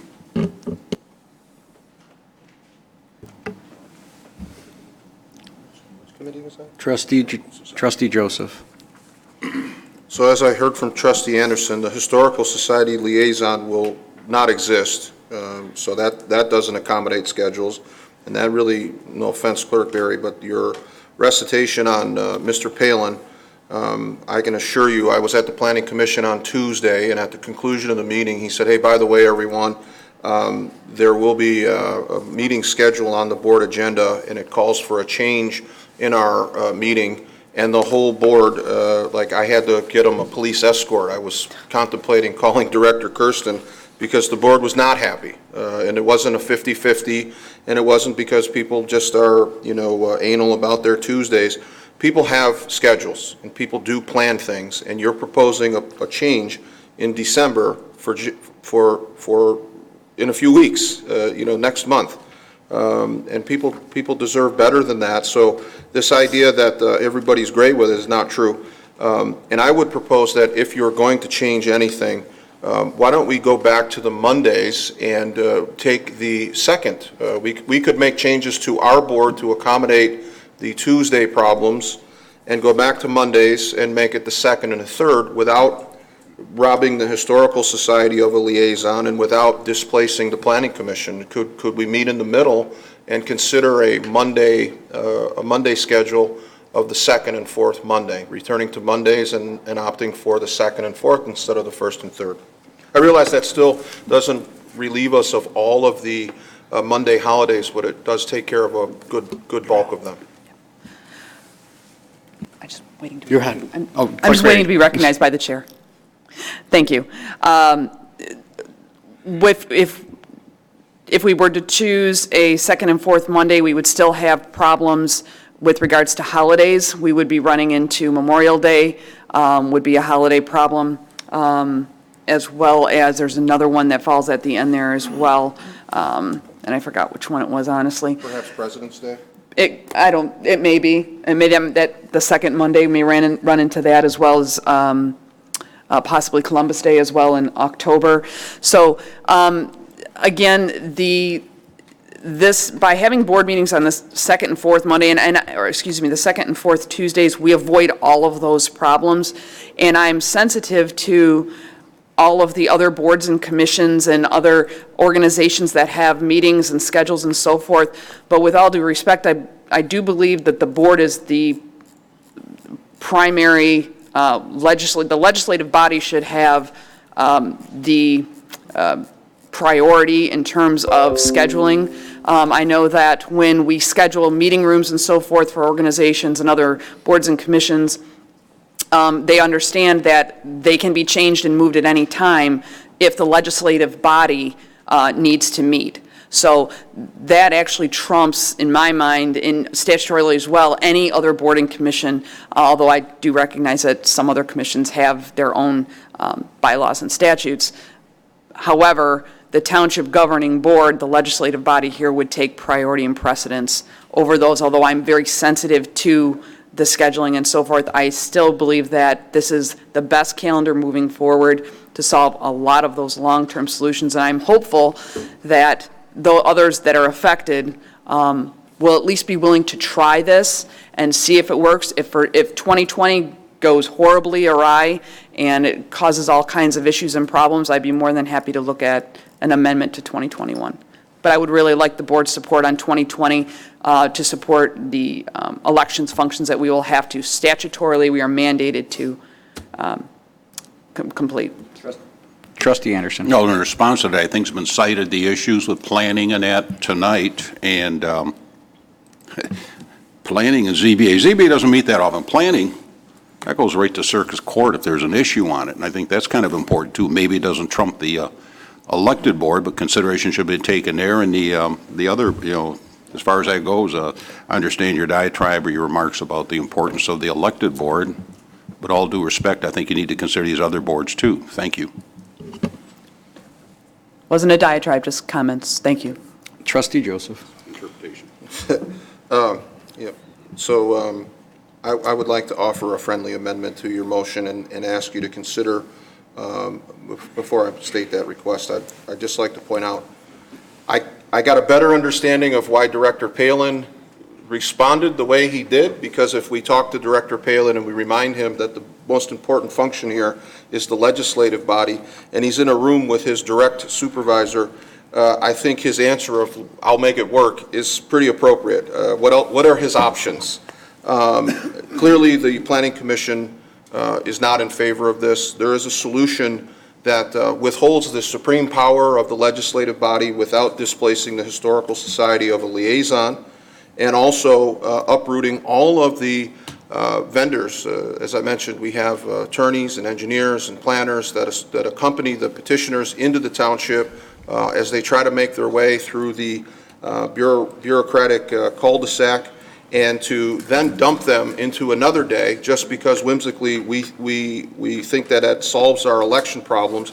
We really don't have that many elections in a 4-year cycle. And I'm wondering if this has more to do with difficulties on 3-day weekends. Mondays, we should be at work, and we can meet on a Monday, and we have, by your recitation, 3 holidays potentially that could create out of 24 meetings. So really, it's a minor adjustment to keep the volunteers, basically, that come in on Planning Commission, and to show a little respect to them without reminding them that the big brother here is the most important thing in all the world, and we're going to just simply displace you. We've changed this now under your request. We were told 2 years ago that the Tuesday would solve all of our problems, and then whoops, we have elections on Tuesday, so now we go to a different Tuesday and we displace other groups.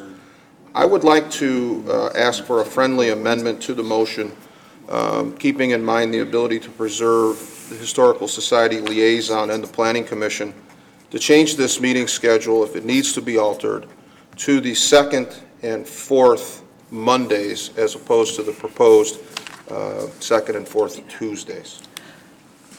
Is there support? Mr. Supervisor? Yes. Oh, if we're talking about amendments, I was wondering, would anyone be opposed to Wednesdays? How about the 2nd and 4th Wednesdays? Okay, I didn't know, so that's why I asked the question. I just would be willing to suggest it. With what? Well, Yeah. you got a point, yeah. Parks and Recs, yep. Monday seems to be the only non-meeting day in the calendar for any board or commission, which, again, I just mean speak out of turn, Mr. Supervisor, but Monday seems to be the only day that doesn't impact any other board, and it would involve a rescheduling of 3 holidays. The second, 4th Wednesdays, I know it doesn't work in March, because the second Wednesday is before an election day, so that one would have to be 3rd and 5th.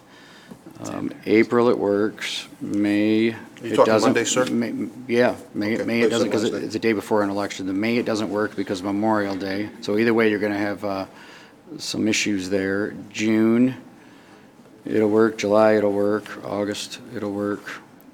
September, it will not work because of Labor Day. Labor Day is the 7th. Which actually is the second, I guess that'd be the first Monday. It's the second Tuesday, but first Monday. August, it would be conflicting with the primary. Are you talking about 2nd and 4th or 1st and 3rd? We do have, was there support for the proposed amendment? It was a friendly, it wasn't an official. Okay. Unless there wants to. No, it went to the motion makers, and I didn't hear from the motion maker. No. I'm not comfortable with, I'm comfortable with the calendar that we presented. I believe that it will be the most accommodating for the objectives that we stated. All right, well, let's vote. Motion by Clerk Berry, support by Trustee Vosberg to approve a request by the Clerk's Department to approve the 2020 Township Meeting Calendar. Clerk Berry, please call the roll. Clerk Berry, aye. Trustee Vosberg. Aye. Trustee Anderson. No. Trustee Joseph? No. Trustee Demink? Aye. Treasurer LaFata? Supervisor Acciavatti? Aye. Motion passes. Item 8D, a request to appoint Trustee David Joseph as Planning Commission Liaison until November 20th, 2020. Do I have a motion? Motion by Trustee Demink, support by Trustee Vosberg. In error, I made these next two reappointees, or they're fixing an error. These should have been four-year appointments, and there were 3 years on the first meeting of this board in September of 2016. Discussion? Motion by Trustee Demink, support by Trustee Vosberg. Clerk, please call the roll. Trustee Demink? Aye. Trustee Vosberg? Aye. Trustee Anderson? Aye. Trustee Joseph? Aye. Treasurer LaFata? Aye. Supervisor Acciavatti? No. Clerk Berry? Aye. Motion passes. 8E, a request to appoint Trustee Hank Anderson as the Zoning Board of Appeals Liaison until November 2020. So moved. Motion by Trustee Demink. Support by Trustee Vosberg. Discussion. Clerk Berry, please call the roll. Trustee Demink? Aye. Trustee Vosberg? Aye. Trustee Anderson? Aye. Trustee Joseph? Aye. Treasurer LaFata? Aye. Supervisor Acciavatti? Aye. Clerk Berry? Aye. 8, motion passes. 8F, approve Supervisor Acciavatti's recommendation to reappoint Clerk Berry and Trustee Joseph as co-chairs of the Cannabis Committee from January 1, 2020 through November 20, 2020, and reappoint Public Safety Director Brad Kirsten as the Public Safety Member. Do I have a motion? Motion to approve. Motion by Clerk Berry. Support by Supervisor Acciavatti. The Cannabis Committee was created for 2 years by resolution. The appointees were appointed for 1 year, so this extends them to November 2020. And the reason why these are all November 2020 is because that is the date that the next board gets seated. So all of these board appointees, I wanted to standardize to that date because that is the first action of the next supervisor and the next board to reappoint those. I am pretty confident that that committee has a tremendous amount of work left to do. I know there's been a whole lot of meetings and discussion and fact gathering from industry folks and legislative folks, and at some point the direction was by the end of this year to kind of give some direction to the board of what that committee recommends, and that direction would be to do nothing because we've already opted out of recreational marijuana, and by doing nothing, we opted out of medical marijuana. So they have that option of doing nothing. Option 2 is potentially presenting or moving forward with 2 ordinances, or one would be a regulatory ordinance, which would have to come to this board for approval, and that is quite the process there with drafting and all the other steps. And the other one would be a planning and zoning ordinance, which would have to go to the Planning Commission. Either way, that process is going to take several months, even if that is their recommendation. The intent would be for this board to stay together to formulate whatever those options are with recommendations. If the recommendation is to proceed with some kind of an ordinance, I would be tasking that committee with vetting the various applicants on all the various levels. So that is the reason why I am reappointing those members to that board. Treasurer LaFata. I'm to the understanding that since we have opted out officially, that we're not pressured into taking any action at any given time moving forward. Is that correct? That is absolutely correct. Okay, thank you. We have no pressure at this point moving forward. The only thing that could potentially happen down the road, you're seeing happen in Clinton Township and some other communities, and that is a citizens initiated ballot proposal. I will say the last ones that have come up around Metro Detroit have not been very successful, but I can assure you that those groups will be refining their tactics as they move forward. Trustee Anderson. Oh. Oh.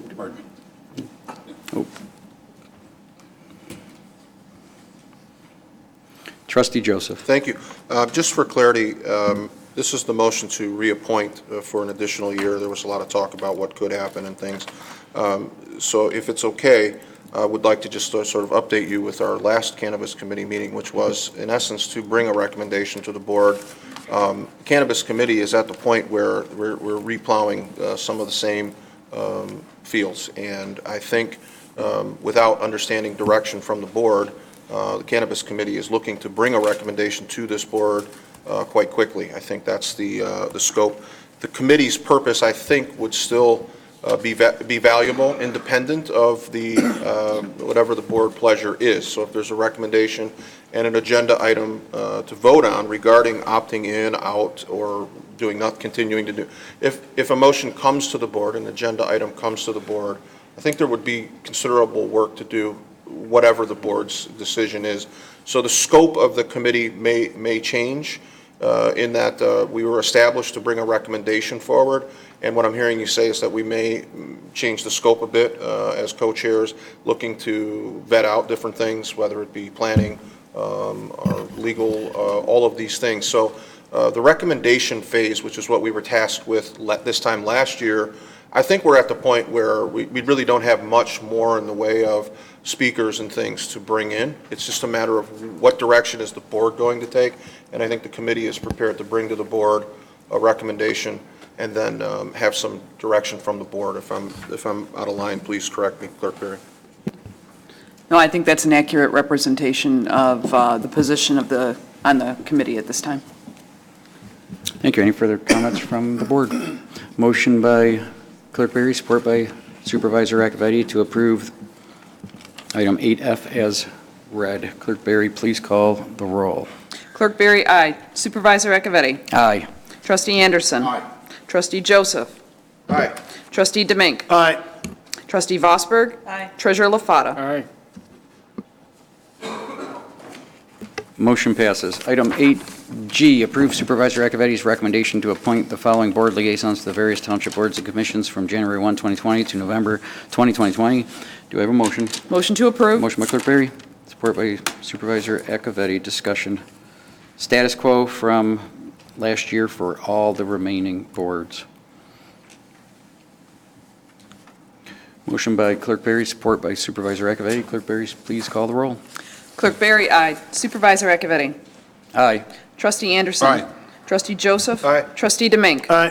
Trustee Vosberg. Aye. Treasurer LaFata. Aye. Motion passes. Item 8I, approve a recommendation by Public Works to utilize Babcock Laboratories to complete the EPA mandated fourth unregulated contaminated monitoring rule. Did I skip one? You skipped one. You skipped H. C, D, E, F, G, H. Ooh, 8H.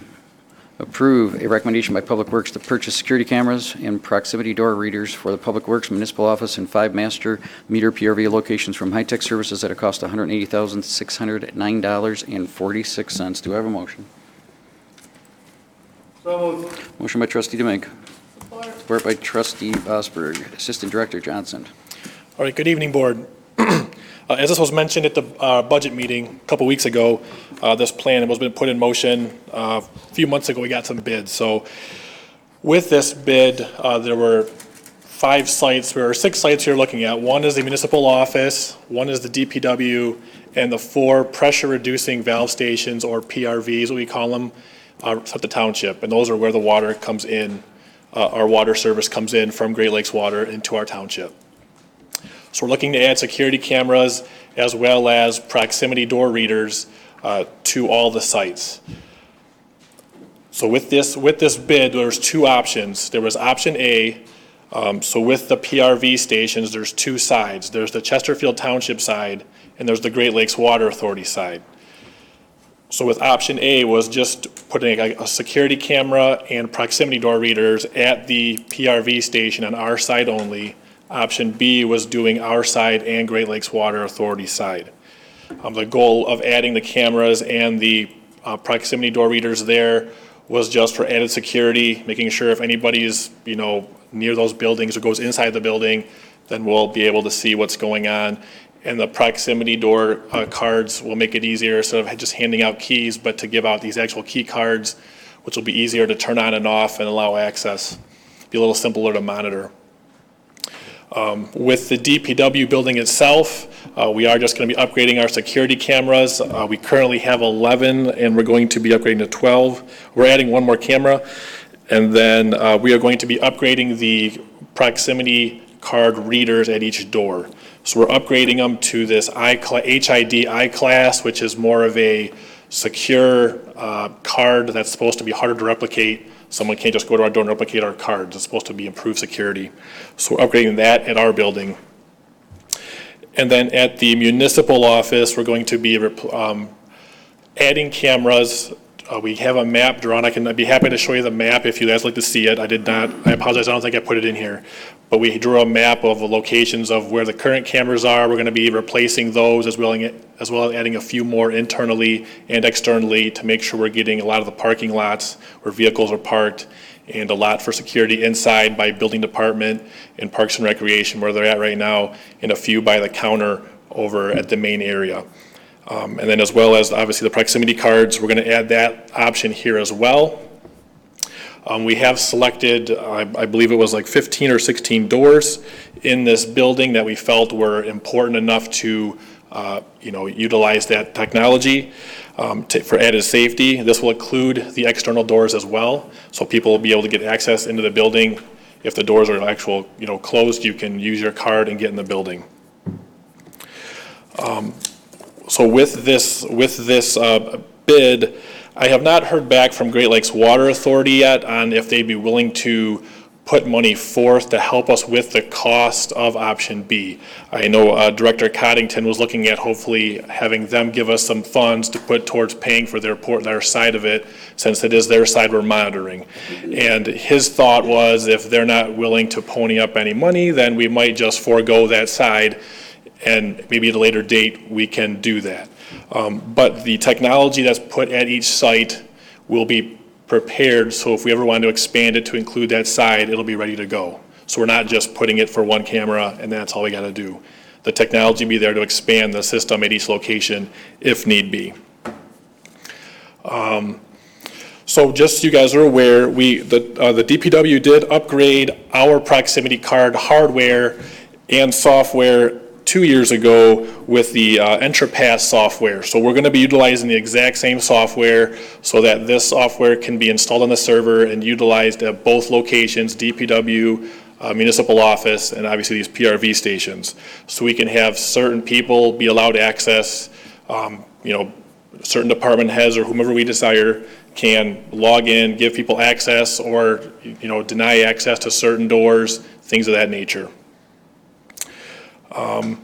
The bid, I apologize if I'm getting long-winded, let me know. If you have questions in the meantime, please feel free to ask. So High Tech, the bids came in, and I reviewed all the bids with every single vendor. And one of the ones with High Tech came in at $152,848. So I sat down with each vendor, asked them what was included in their bids, why was it high or not high, things of that nature, making sure they were all apples to apples. High Tech included 3 items that were supposed to be strictly for their work only, because they are our vendor for the municipal office, dealing with the servers and things of that nature. It's proprietary to them, only they can do that work, and like touching the servers, things of that nature. So in talking with them, it came out to about $37,000 of that $152 was proprietary to them. So that I took that out to make it more apples to apples, and they were right on par with everybody else in terms of the cost of the project, other than AOB security, which was at $185,000.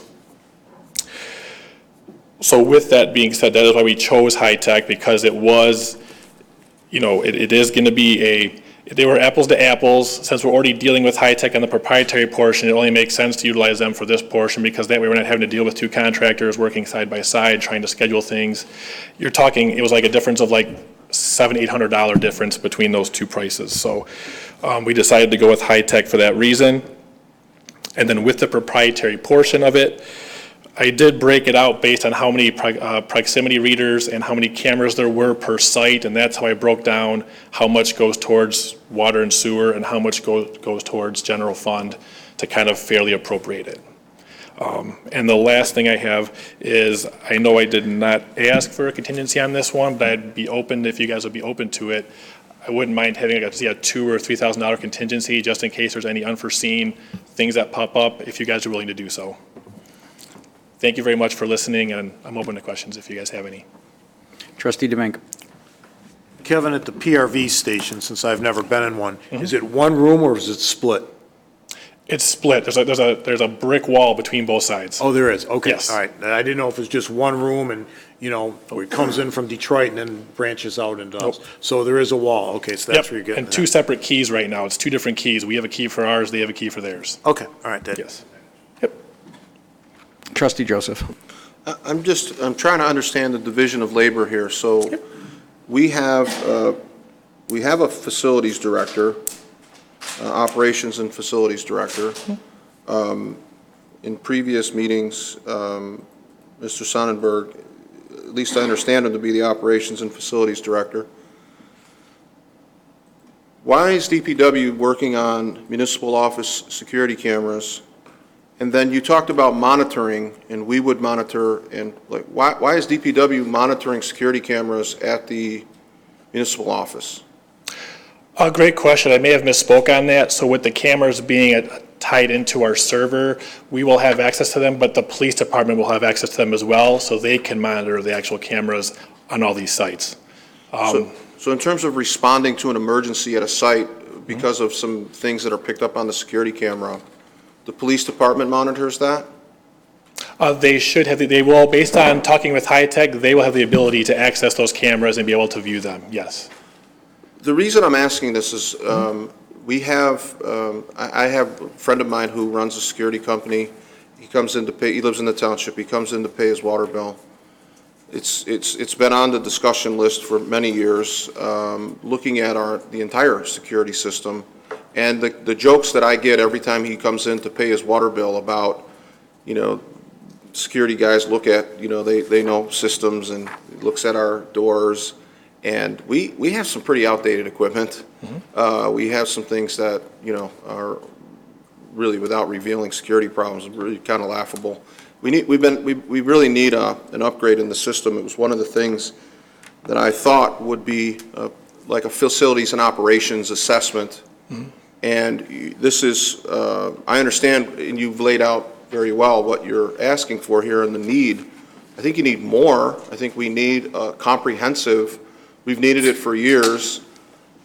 I don't know that I'll get an answer with this particular agenda item, but where's our facilities and operations assessment for a system-wide security upgrade? And security systems packaged with monitoring services cost money. So if you have a monitoring agent that is strictly dedicated to watching these systems, you would pay. If you were going to a private, does the police department, they're going to now have additional responsibilities, and I know we're real mindful of making sure that each department pays their fair share. So if the general fund is being sort of monitored as a third-party security, there should be some inter-fund transfers, I would imagine, for the personnel. None of that is reflected here. It seems to be a much more comprehensive process. So I don't know if you can answer this, but where's our facilities and operations director who was charged with the assessment of all of these types of problems? Yep, I actually did work with Josh Sonnenberg side by side with this project. He unfortunately is at a funeral today, so he couldn't be here. I see. But I did work with him side by side, so he was in charge of of most of this project. I just kind of helped him along. I shouldn't say help him along. I helped him with it because I was very knowledgeable of our system at the DPW and kind of knew what we were looking for at our PRV station. So him and I did work in conjunction on this project. He just unfortunately couldn't be here due to a funeral. So is it, just as a quick follow-up, if I may, Mr. Supervisor, is it fair to say that this is a facilities and operations request? Because on the agenda, it looks like a public works. So you're not standing in for Mr. Sonnenberg. This is your request that you worked on in concert with Mr. Sonnenberg? Well, I mean, I guess my name is on it because I drafted it and I put it together, so, I mean, I don't No, want to. that was my Yes. assumption, so, Yes. thank you. You're welcome. And may I say one more thing before I forget? So with each PRV site, there is going to be a need for internet service at each site. So looking at, that's going to come to the next board meeting where we get approval for that cost, but we're looking along the terms of, it could be about $200 or so per month per site for internet, and that is by far the least expensive we can get in a commercial setting. So in case it has any bearing on your decision, I mean, the cost involved in this project can be where, you know, we can stick with the municipal office and DPW if you feel that internet cost is too much. But I want to keep that in mind, just in full disclosure, that that cost would be associated with if we moved forward with the PRV stations as well. Clerk Berry. Thank you, Mr. Supervisor. Just like to point out to the board, almost everything is internet-based. If it's not, it's moving in that direction. And I just like to state the fact that I understand the need, but I am uncomfortable with our current vendor always having an advantage and being able to bid on just about everything. Who would have ever thought that our internet, or our electronics infrastructure computer vendor would be providing us security systems? They're not security experts. I understand what type of security it is, and I also am in agreement to a certain extent with what Trustee Joseph has said. I think we need a comprehensive security upgrade. I thank you for bringing this forward to secure these sites and these issues, because I know that you're very responsible in taking care of the things that you're responsible for. However, I'm uncomfortable with this only because it seems like just because something has something to do with our server or has something to do with some sort of connectivity, all of a sudden, you know, there's always a high-tech bill attached to it, always. And I don't think they should have bid on it. I think it is inappropriate that they did.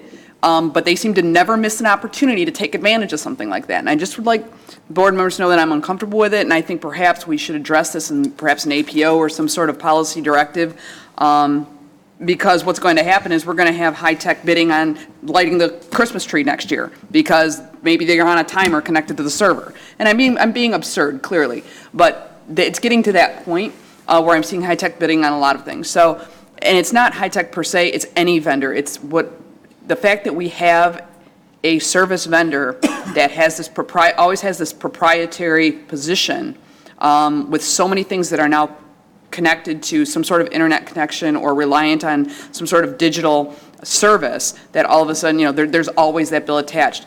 I think perhaps, and then this is perhaps not quite germane, but a little bit to my comments, and that is perhaps it's time that we take a look at having our own in-house IT at some point here in the very near future. It would solve that problem. Thank you. Any further comments from the board? Trustee Demink.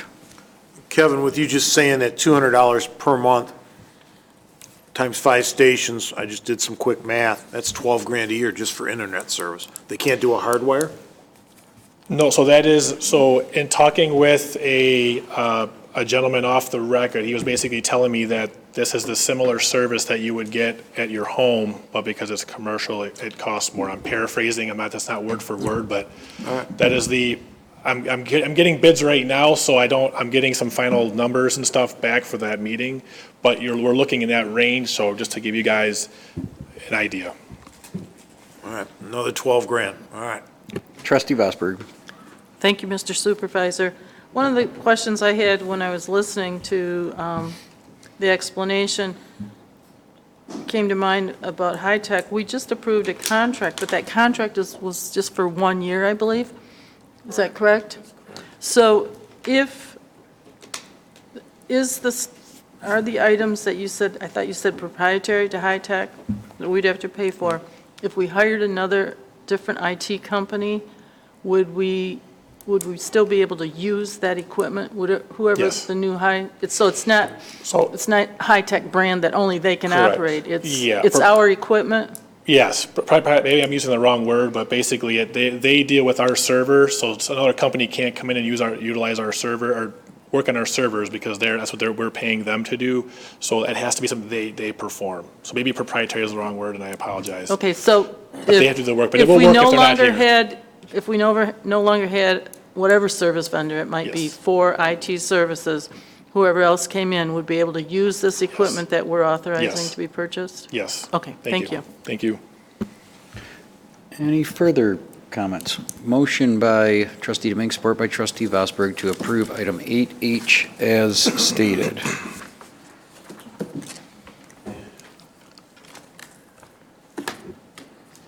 Ready. Clerk, Trust- Barry, please call the roll. Trustee Domingue. Can I make a comment first, Mr. Supervisor? Yes. With this added $12,000 cost, I think we need to look at something else. I want to withdraw my motion. Okay, is there a withdrawal second? Well, he doesn't need support to withdraw. I don't Okay, just believe. wait. He Okay, doesn't- I'll make a motion to approve item 8H as stated. I see. Is there support? There is no support. The motion dies for lack of support. Item 8H, I believe it just fails. Maybe come back again next meeting. Okay. Thank you. Item 8I, approve a recommendation by Public Works to utilize Babcock Laboratories to complete the EPA mandated fourth unregulated contaminated monitoring rule, UCMR4, at a total cost of $6,360. Do I have a motion? I'll make a motion to approve. Motion by Clerk Barry. Support by Treasurer LaFata. Discussion or questions for Assistant Director Coddington or Assistant Director Johnson?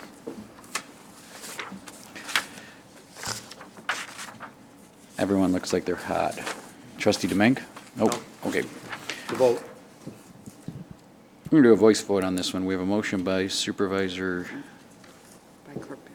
Clerk Barry, support by Treasurer LaFata to approve item 8I as stated. All those in favor signify by saying aye. Aye. Opposed by saying nay. Motion passes. Thank you. You're up again still. 8J, approve a recommendation by Public Works along with Facilities and Operations Department to purchase 6 train rooftop units for the DPW Building from Great Lakes Mechanical at a cost of $85,108 plus a 15% contingency of $12,766 for a total cost of $97,874.20 from GL 591-000-136. Do I have a motion? Motion to approve. Motion by Clerk Barry. Support by Trustee Vosberg. Questions for Assistant Director Johnson?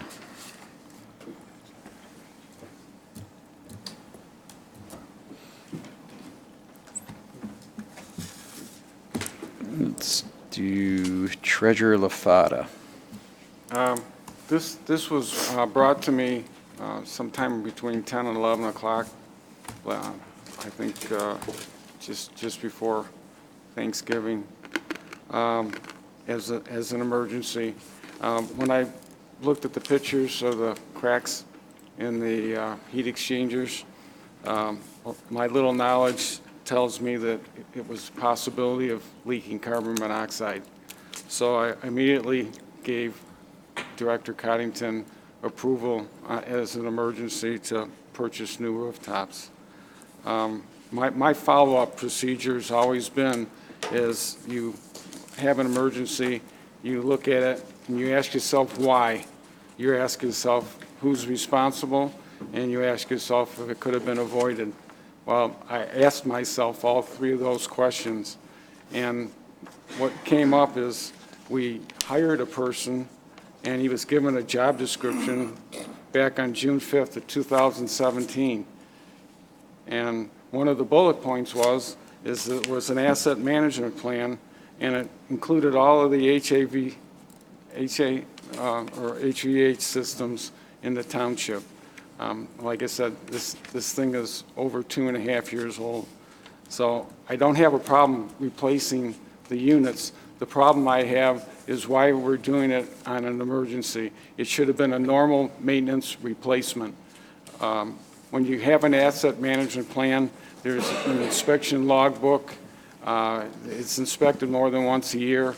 Those cracks in that when I talked to the serviceman the following day that was here, he said those had to be, they didn't happen overnight. They've been there for a while, a long time.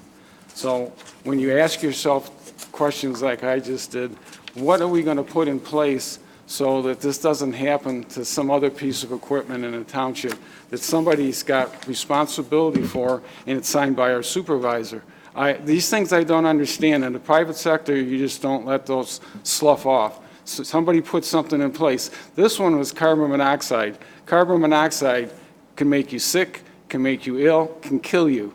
And this could have been a health issue. That's one of the reasons why I'll assume the responsibility if I had to take the money out of my own pocket to initiate the purchase of the new units. But the problem lies in the fact that we need to fix a problem.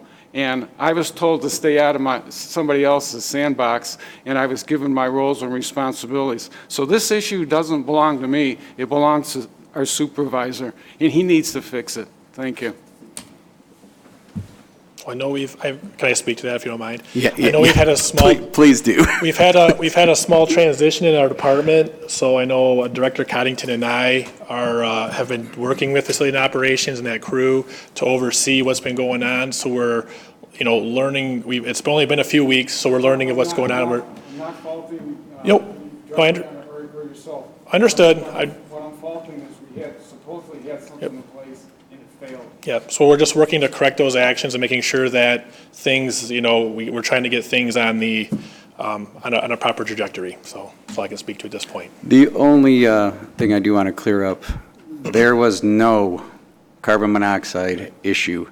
Immediately, we have carbon monoxide detectors and sensors, and for another backup, our fire department went there with their sensors. It was zero carbon monoxide. Of course, you're going to have, when you have as many facilities and in rooftop units and issues that we have in this township, just look around this building, of course you're going to have some problems pop up, especially when those buildings are, there was never any maintenance done on them until the last couple of years, any real substantial maintenance of doing them. Of course you're going to have some of those. I commend the team, and I thank Treasurer LaFata, minus all the anger and all the strange backhand comments and everything, and the emails going around. Of course, I'm involved, and I know about these things. Of course, I'm in the know and in the loop. Whatever the blow up was about carbon monoxide was leaking in there is a complete falsehood. Now, could it happen if you? Could you have a carbon monoxide? Yes, you could. That's why there's carbon monoxide sensors. That's why there's a team to ensure that never does happen. Again, this team is focused on solving problems, not creating them. And I look forward, and I thank you for assisting with this one in any way that you did, and I look forward to you assisting more in the future. Thank you. Trustee Joseph. Thank you. In terms of solving the problem and looking for solutions, I take issue with this idea that looking for solutions is to make disparaging comments about those who bring the comments forward. So referring to things as strange, it's really not all that fair, but it's part of the process here. Carbon monoxide, without a doubt, can be lethal. And so as I'm hearing it roll out, Treasurer LaFata was actually at work the day of the emergency. So he was the full-time employee, full-time official that was able to service this emergency. After myself, by the way, I want to make sure I correct you. So you can interrupt now because you have the microphones? Is that how it's going to go? Because I had the floor. I wouldn't. Thank you. So as I heard the recitation from both, Treasurer LaFata is laying out a gate at the top of the cliff, and the comments from the supervisor to put an ambulance at the bottom of the cliff. I prefer the gate at the top, and the pictures that were shared with the board were very concerning to me, and they are indicative of a long-term problem, not something that happened while there was a 2-week transition. I'm unaware of the transition. This board approved the hiring of a facilities and operations director in June 2 years ago. as Treasurer LaFata pointed out, we got 12 bullet points and explanations about why this position, this growing of government, was not going to grow government because it would keep people safe. It would give us a full report of all of our assets in the township. These rooftop units are problematic. They've been problematic over the years. And we had a problem in the summer with the air conditioning. And so when you run into air conditioning problems, we run into server problems because they are quite hot and they require adequate cooling. So we had a problem in the police department. When Mr. Sonnenberg brought this request, I asked for maximization of the crane and could we get more units, and we at that time were told that we're going to utilize that crane to its fullest and we'll have all the. At that moment when the board approved that, we had units that had holes in heat exchangers, and that's, I think, the concern. Just on a systemic level, that's the top of the building. That's where you start. That's one of the most expensive elements of the building. There's no reason that after 2 years we're relying on monitors to detect whether or not we're poisoning our employees. I'm confident in the monitors, and I'm confident in the team, and I'm confident in the skilled first responders in the fire department to come and pull bodies out of a building when people have been poisoned, or to run monitors in a building where the heat exchangers have holes in them. I'm confident in all of those emergency situations. I think the point that I heard from Treasurer LaFata, I agree, is why is this an emergency? Why is this an emergency when the township residents paid for an individual whose job description, as the supervisor pointed out back in June, was to spare us this? Why are we relying on monitors? I'm troubled that the answer rests in the fact that the person who's responsible for this is more involved with fish habitats and special projects and those kinds of things, and I'm troubled by that. I think our employees deserve safe working conditions, and heat exchangers with holes are not safe. So I'm going to support this because it clearly needs to be done. I just don't like the emergency basis that it's done under. Any further comments? The only one quick one. The carbon monoxide, it's a farce. It's not an issue. Should of last year's routine inspection of these units determined that you replace these units that are 15, 20 years old, should that have been brought to the board? Looking back in hindsight, yes. Here we are, next routine maintenance service that was never done in years past. They're getting replaced, and I appreciate. It sounds like there's support to do this from yourself and Treasurer LaFata. It's just the tone.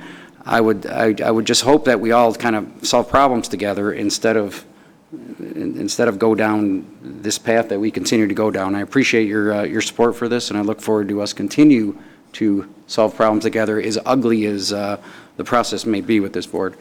Treasurer LaFata, I'll give you one more shot. Signed by yourself, the bullet points don't say that we have to wait for a routine maintenance to find out that we have a cracked heat exchanger. It says that the director of facilities is going to perform thorough inspections of each site. And the goal of the inspections is to gain detailed information and conditions for all major building systems. This isn't wait for an annual inspection. This is somebody's job responsibility. This is a systemic issue within the township. This isn't something that our heating and air conditioning contractor brought to us and found that there was an issue. This is something that we should have known about 2 years ago, according to this document I'm looking at.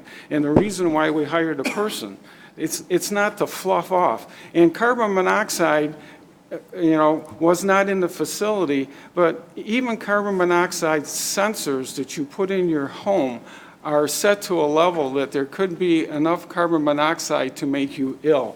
Do some research on it.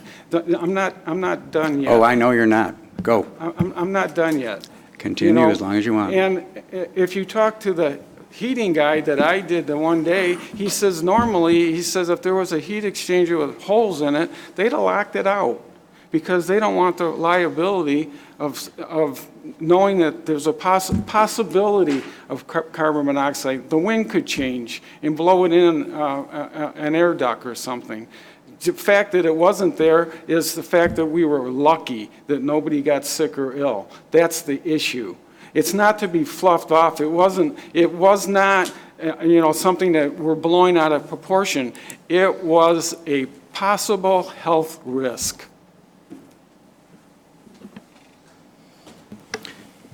Thank you. I was hoping I didn't have to speak again on this. However, I do think you are summarizing my frustration with the division on this board. We're here to solve problems together. Every member of this leadership team gets presented with problems every day, whether they're resident issues, whatever the issues may be. There's individuals here, there's injuries, there's traffic accidents, there's roads closed, there's sidewalks that need to be fixed, and in our facilities, there are countless issues, especially because of the lack of maintenance for 10 years before we got here. My frustration is, instead of being part of the solution and having productive conversations, not only on this issue, but on every issue, whether it's a sewer project, a water project, how to hire engineers, how to solve complicated issues like our trash collection service. It's been 3 years of, instead of getting participation in solving the problem, what I get is gotchas at meetings, secrets, not actually participating in the problem, and then pointing out that the weeds are long and pointing out that the window's broke when you're doing nothing but putting up barriers to helping solve the problem. You don't think I don't know that there's lots of issues to run a 50,000 resident organization with a $40 million budget with 200 miles of water main and 300 miles of sanitary sewer and 64 township parcels? What I'm looking for is a team that helps, not a team that sees something and then and hides it and then breaks it out as a gotcha in a meeting and tries to gain a benefit over it. If you want to do something like change the facilities director or hire a vendor to do it and then bring the idea forward, just like everybody else does. That's my frustration. I appreciate you working to help solve this problem, and I look forward to you working to solve more. What I want is your participation and not your criticism, because there's a lot of criticism that can go around in an operation like this. And you want to criticize me? Criticize me. I'm proud of this team. I'm proud of the progress we made. Yes, we got work to do. Yes, we solve problems. We do not create them. Clerk Barry. Motion to call the question. Motion to call the question by Clerk Barry. Is there support? Support. Motion by Clerk Barry, support by Trustee Vosberg to call the question on item 8J. Clerk Barry, please call the roll. Clerk Barry, aye. Trustee Vosberg. Aye. Trustee Anderson. Aye. Trustee Joseph. Aye. Trustee Demink. Aye. Treasurer LaFata. Aye. Supervisor Acciavatti. Aye. Motion passes. Item 8K, approve a recommendation. We need to actually had to take a vote. That was just called. You are correct. Yeah, I did that Item too, don't worry about it. 8J. Approve a motion by Clerk Barry, support by Trustee Vosberg to approve item 8J as stated. Clerk Barry, please call the roll. Clerk Barry, aye. Trustee Vosberg. Aye. Trustee Anderson. Aye.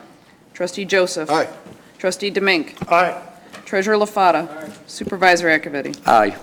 Motion passes. Item 8K, approve a recommendation by Public Works and Facilities and Operations to hire Ultimate Lawn Services LLC to plow the main offices and police department on a per-push basis at a cost of $400 per push for 1 to 6 inches of snowfall and $600 per push for 6 to 10 inches for the main office from GL 101-265-931 and $125 a push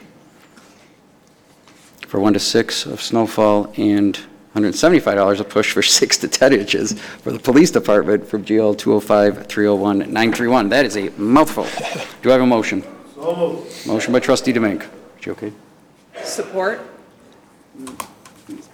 Motion by trustee Demink, support by clerk Barry. Questions for Assistant Director Coddington?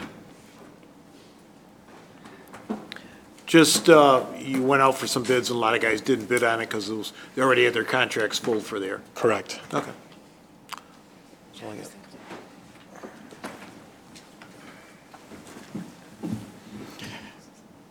Treasurer LaFata.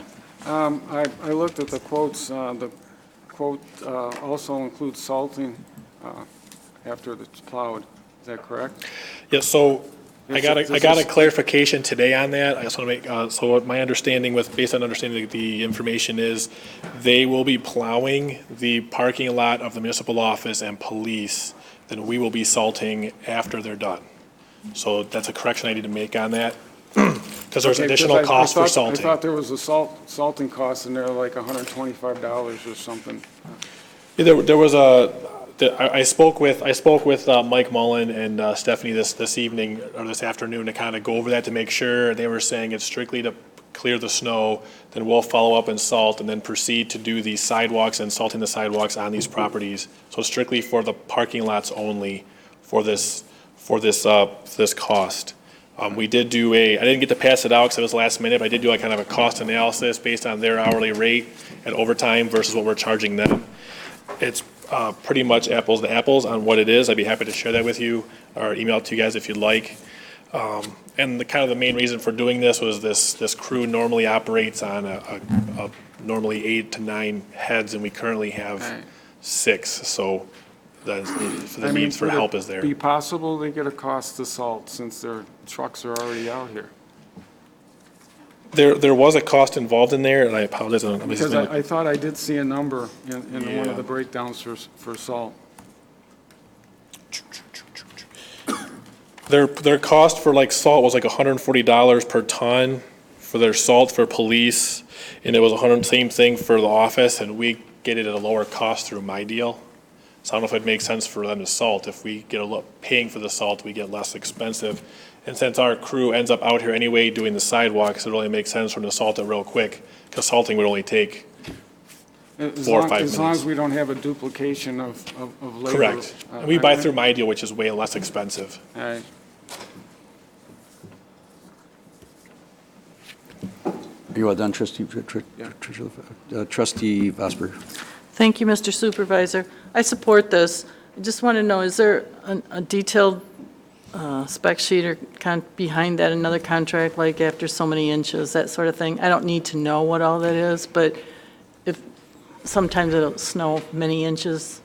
So the goal with this project was going to be, the trigger of it is 1 inch of snow is when they would come out, Yeah, which is. I don't need to know all those details, but Okay. that was all part of this Yes, deal? yes, it Okay. was. All right, thank you. You're welcome. Trustee Joseph. Yeah, just, who does the plowing of this now? Who does it? Last year, it would have been us that would have done the snow plowing, but I believe we lost 3 employees last year. So I think we brought 1 back. So I know they're short, so we're trying to get additional help.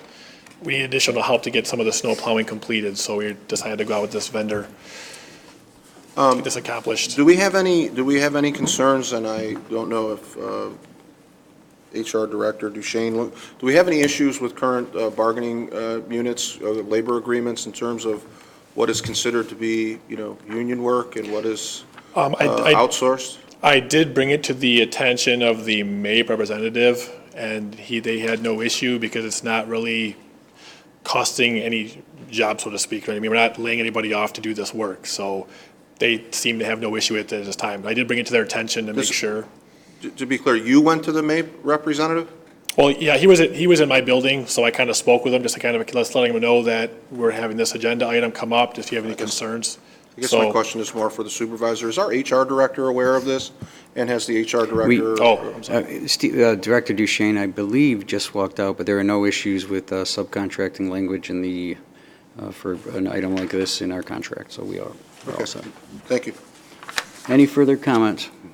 Motion by Trustee DeMink, support by Clerk Barry to approve item 8K as stated. All those in favor signify by saying aye. Aye. Opposed by saying nay. Motion passes. Thank you. Thank you. Item 8L, adopt resolution 2019-42 as provided by legal counsel to waive penalties for the failure to notify assessing office of the transfer of property. I'll make a motion to approve as stated. Motion by Supervisor Acciavatti, support by Trustee Vosberg. Discussion for legal counsel, or I believe the assessor is here, or Dean. Any comments? It should be pretty straightforward from the team. Motion by Supervisor Acciavatti, support by Trustee Vosberg to adopt Resolution 2019-42 as provided by legal counsel to waive penalties for failure to notify the assessing office of the transfer of property. Clerk Barry, please call the roll. Supervisor Acciavatti. Aye. Trustee Vosberg. Aye. Trustee Anderson. Aye.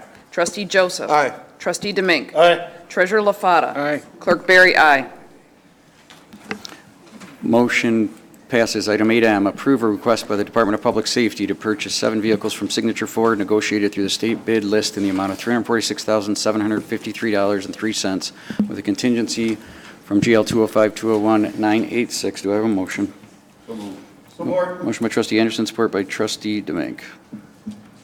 Director Kirsten is here if you have any questions.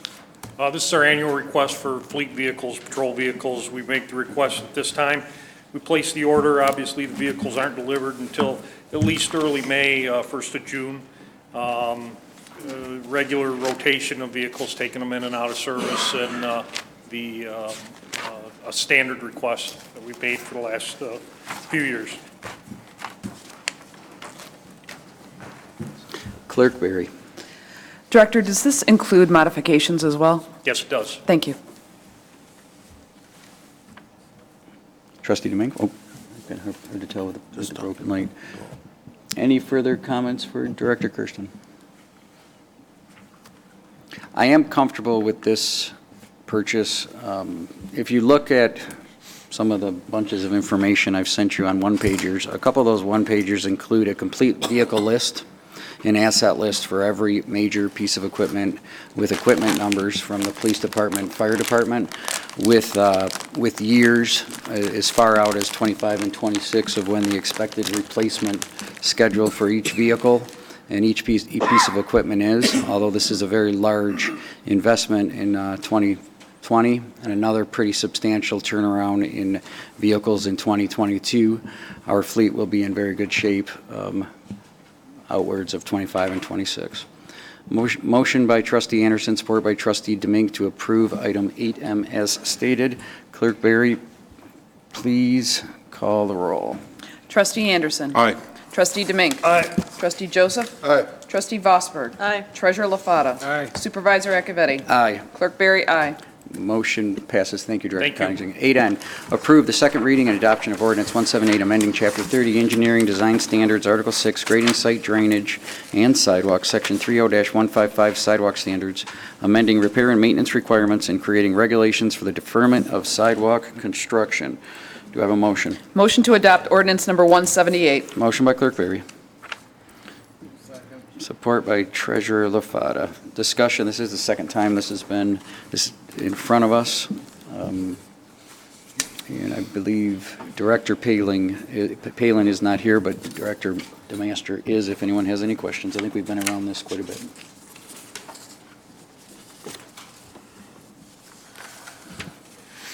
Seeing no questions or comments, motion by Clerk Barry, support by Treasurer LaFata to approve second reading and adoption of ordinance number 178, amending Chapter 30 Engineering Design Standards, Article 6 Grading, Site Drainage and Sidewalks, Section 30-155 Sidewalk Standards, amending repair and maintenance requirements and creating regulations for deferment of sidewalk construction. Clerk Barry, please call the roll.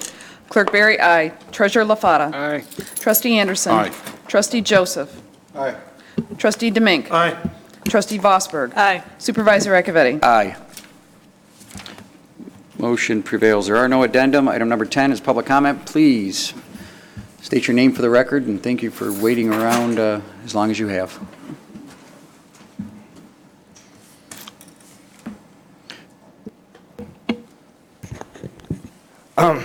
Good evening. Hi, everybody. My name is Justen Diaz, 49360 Bay Lane. I have two comments I wanted to make tonight. One of the first comments is about 3 months ago, there was a gentleman that came up here and was asking about the Voice newspaper throwing their newspapers on the doorsteps while he was gone. And he asked a request for you guys to put some kind of law in that he could call them and say, hey, don't do that. I haven't heard anything about it. It's kind of like he came in here, he asked his request, he's gone, and then the board has said nothing about it. Okay, and the second thing I wanted to talk about is you guys are all sure, you realize why I've been here for the last 9 months, coming up here about commercializing residential properties, like the problem I have. I'm not going to go into details, but, you know, I'm sitting here listening to you guys talk tonight. And one of the things you brought up, you had a conversation about changing the dates on the board. And in my mind, I'm thinking, wow, I wonder how long it took to get that as an agenda item. I've been waiting 9 months for you guys to put something on the agenda. I don't understand it. What's taking so long? I mean, Joseph's he's been in my house. For 2.5 months, I haven't come up here and said nothing. I've been letting you guys work. It's ridiculous. I can't tell you how many times I've come up here, I've asked for something, I've gone back down and I've sat down, and you guys don't even answer my question. I'm not even going to give you that luxury tonight. I said my statement, that's it. Have a good evening. Thank you. Any further comments from the public?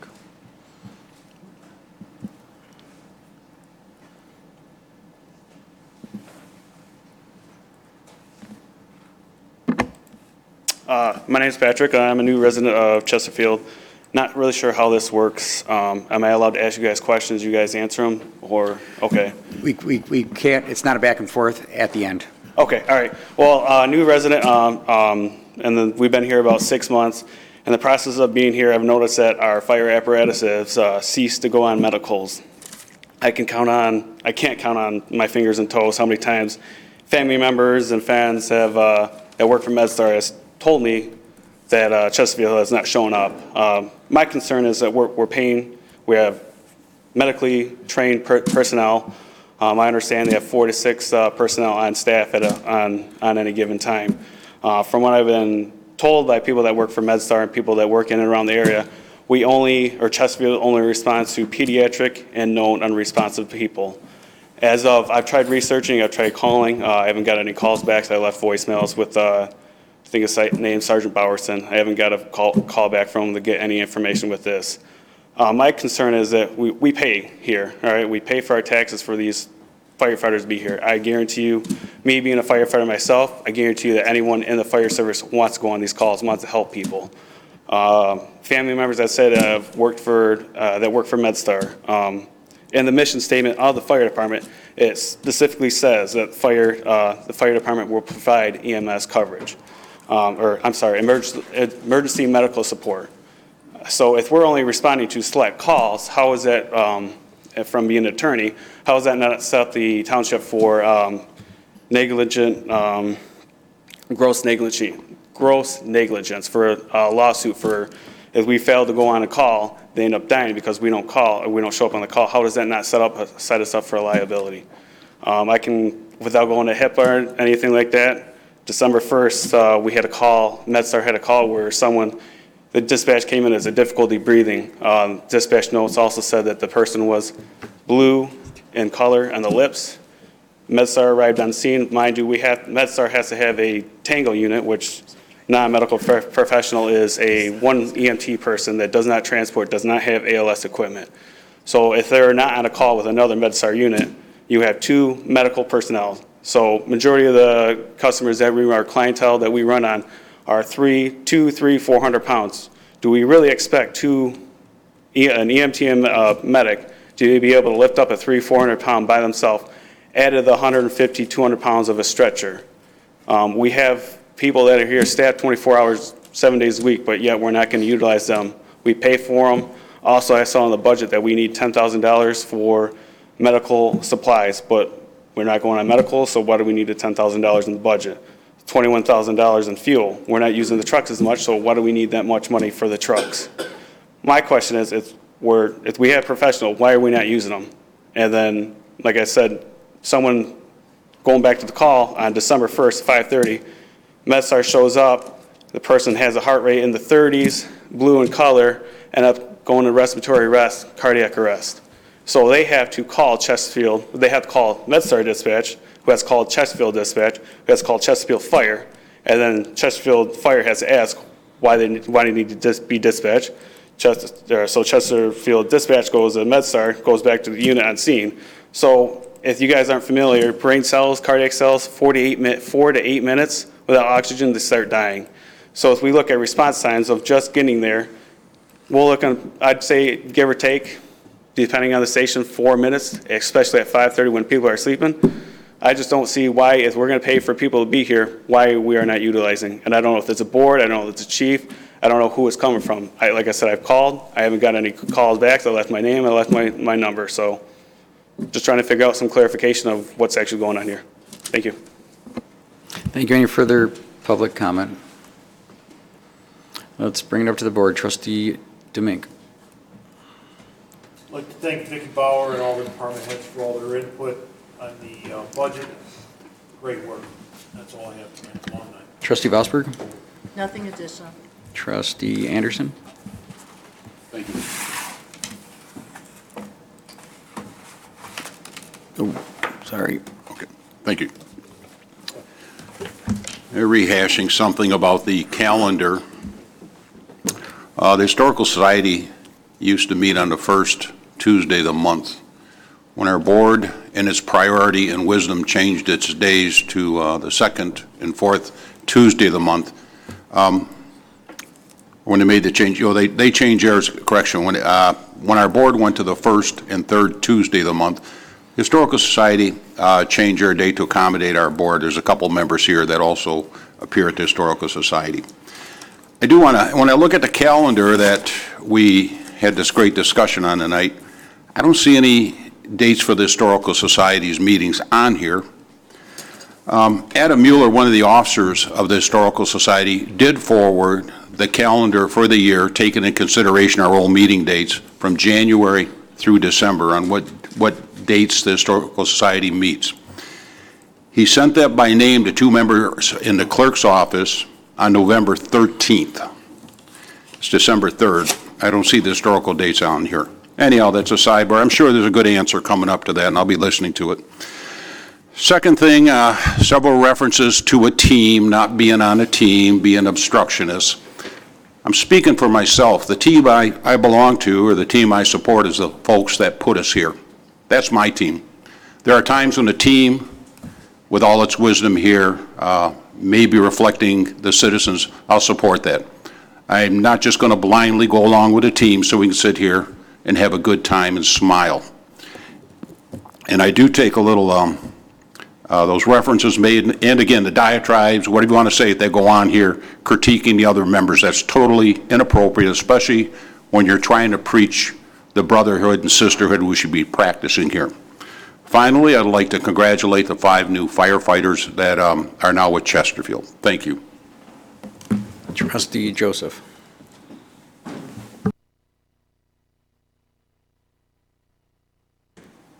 Thank you, sir. I'd like to address first a couple of comments that we got tonight. Mr. Stankovich, I know he's frustrated tonight. He made a point to leave before his questions were answered, and I understand his frustration. I will reach out to him personally. The issue that he raised is something I've been working on along with our township attorney and members of our the applicable department heads, in particular Mr. DeMasters. I believe Mr. Stankovich is looking for an ordinance change, and in this particular case, there's after some deliberation and investigation, there is a more effective way of addressing his concern that doesn't involve the potential thousands of renters in our township and some possible unintended consequences associated with a wholesale ordinance change. It's a complicated issue. I was appreciative of our township attorney doing some research and putting forth a plan that best meets the needs. I understood also Mr. Stonecavige's concern dealt primarily with spring and summer activity. And so I'm not, pretending to put it on the back burner, but taking advantage of the calendar to get it right when there really are no issues over the winter. His issue does not involve activities in the winter, and I do appreciate him coming here. I wish he would have stayed. The other gentleman that he referenced, it is also being addressed, and that has to do with papers that are not being purchased. It was not just The Voice, but many carriers of various loft-free newspapers into the driveway. Gentleman came forward, and he had a number of reasons, and I added one when he made his list, and that was in the winter. I talked to a resident who pulled one of those newspapers into his snowblower and destroyed it. So there are some real issues as to why we should look at that, and we are looking at that as part of an overall ordinance audit. And I'm happy with the Planning Commission members who are working very hard on that. Speaking of planning, the Planning Commission heard from a petitioner this past week, and echoing Trustee Anderson's concerns about now the second change in our meeting schedule, and it really is not fair to the other committees. We've just wiped out the Historical Society in terms of having a liaison, so they will either be forced to change their meeting schedule again, and the Planning Commission members are also in the same boat. I'm disappointed in the way we treat the planning members, to be quite honest with you. When they're not worried about what days they're going to be meeting, there are rumors that the board is going to be, the commission is going to be shrunk. So it's difficult for them, and I really do appreciate the work that's done there. Last week's meeting, we had a presentation.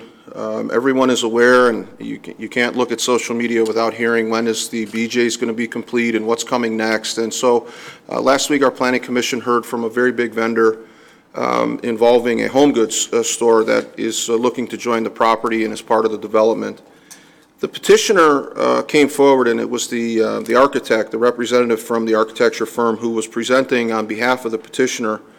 And he said something during his deliberations that I've been saying for some time. In fact, since I've been on the Planning Commission, I'm very concerned with the very slow turnaround and the problems that these projects are encumbered with. They're unnecessary, they're bureaucratic.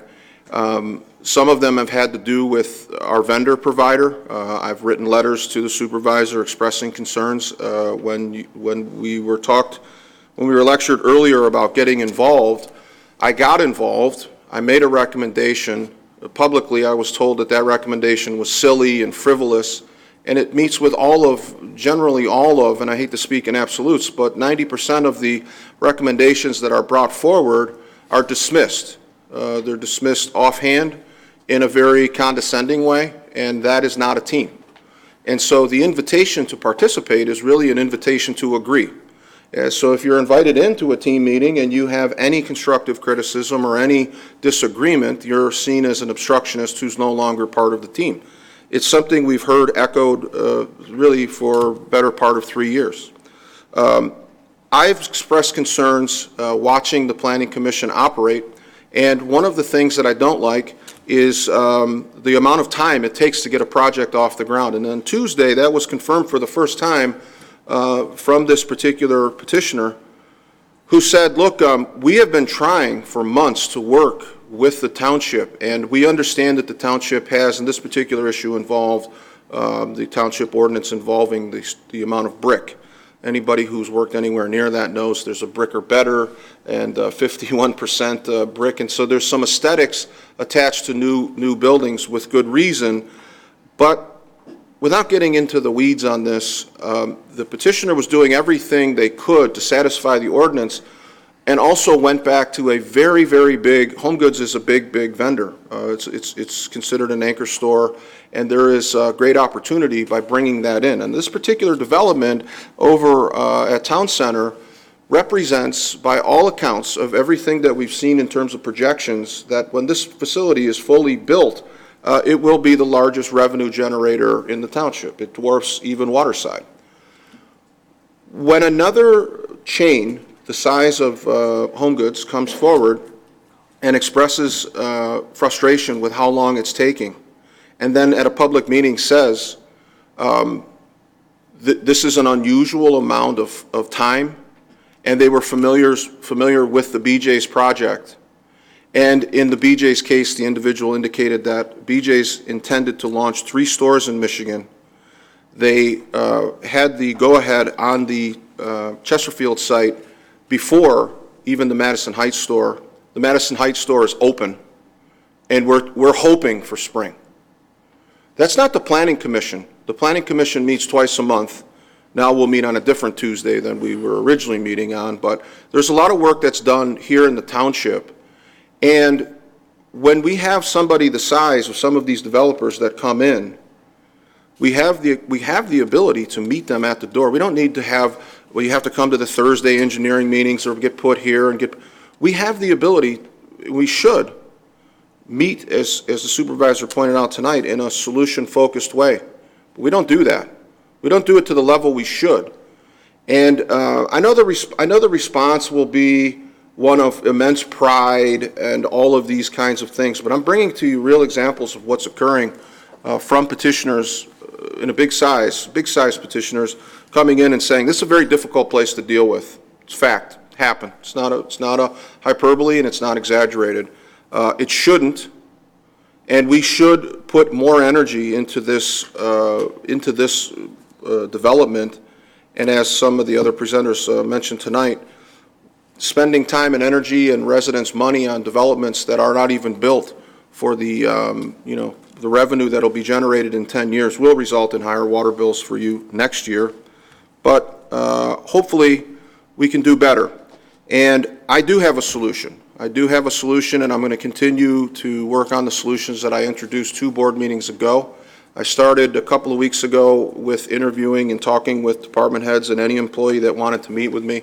In order to do that, I have to take time off from my regular job, and I am doing that again this week. I will be here on Friday, have some meetings scheduled, and I will open it up to any board member, resident.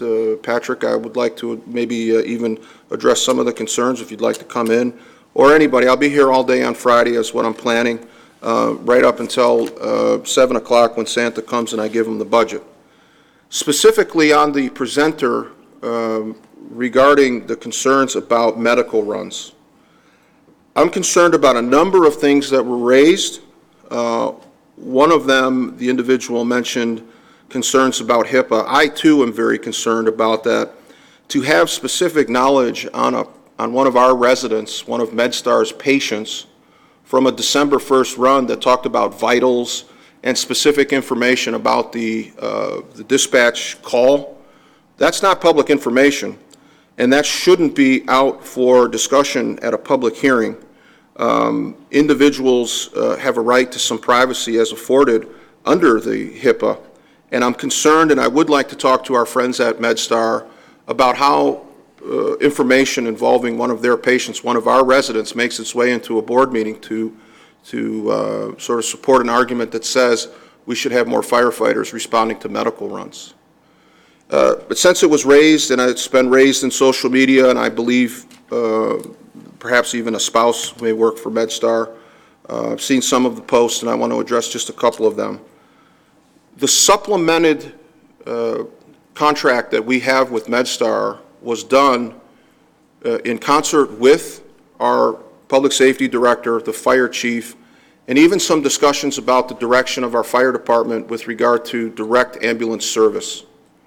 There's a real problem if half of your fire department is not trained in paramedic advanced life-saving. And so what we were doing was a practice that involved every run was met with a dispatch of like every piece of equipment that we basically had in the fleet. So we would have situations on the scene on a regular basis where we have these $500,000 rigs in very narrow areas for medical reasons that weren't really in need of a fire truck. But wherever the fire truck operator goes, the fire truck has to go. So if a kid has a sprained ankle and we send out 2 rigs, a pumper truck, and the like, it's a mismanagement of resources.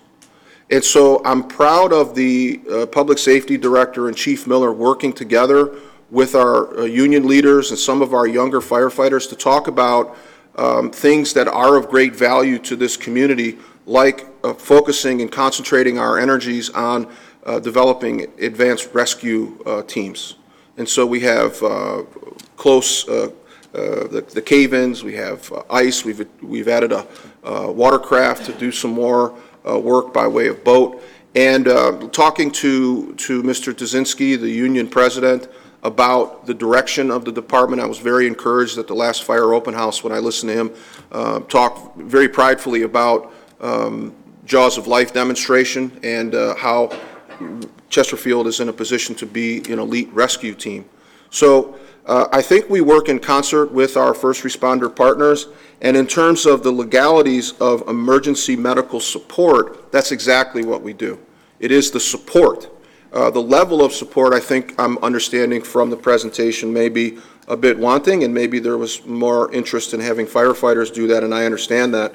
But in our particular case, in our township, we were pretty happy, and we remain pretty happy. I'm proud that MedStar does a lot of work with surveys and following up with every one of our residents that is their patient with a survey and questions about how they could have performed better and so forth. So very, very happy with our first responders and the relationship that they have with our firefighter. But I'm always interested in opportunities for improvement, and so whenever a firefighter comes to the podium and says, I think I have some ideas, I'd like to hear from that individual. As I said, I'll be available here on Friday, or you can email me or call me. You won't be allowed to re-speak, but I'll hang around after the meeting if you like. Lastly, I just want to say thank you to the entire team that put the budget together. I know there was a lot of work. Every time the numbers would go in, somebody would take the budget home and do a lot of homework, and then we kind of spastically changed some things, and department heads were scrambling. I know it was frustrating, yet we still came up with their job was done, and I appreciate them very much. And Ms. Ballor, who has always been gracious to me and welcomed me into her office, always makes time for me, and I appreciate that. Thanks to the team. Treasurer LaFata.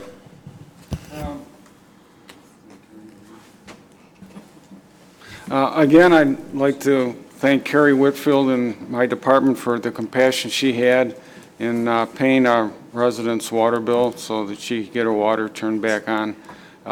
There should be something that we can do in the township. I think there's very little interaction between a lot of the township elected officials and our residents to understand their needs. Second of all, when there's an issue or there's a problem and when it's brought up, either somebody does something to fix it or they become part of it and a proponent of it. And in the past, I see something that's broken and I bring it up. Unfortunately, there's never a resolution to the problem. There's never anything put in place so it doesn't happen again. It's what I call poo-pooed, and the same thing will happen again down the road. I don't care whether Supervisor Acciavatti likes it or not, it's fact.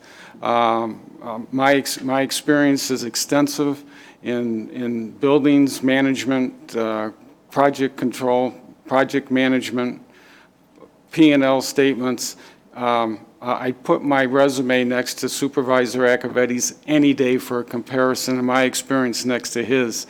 And by not addressing a problem and poo-pooing it and bringing up words like integrity and everything else, this doesn't really cut it.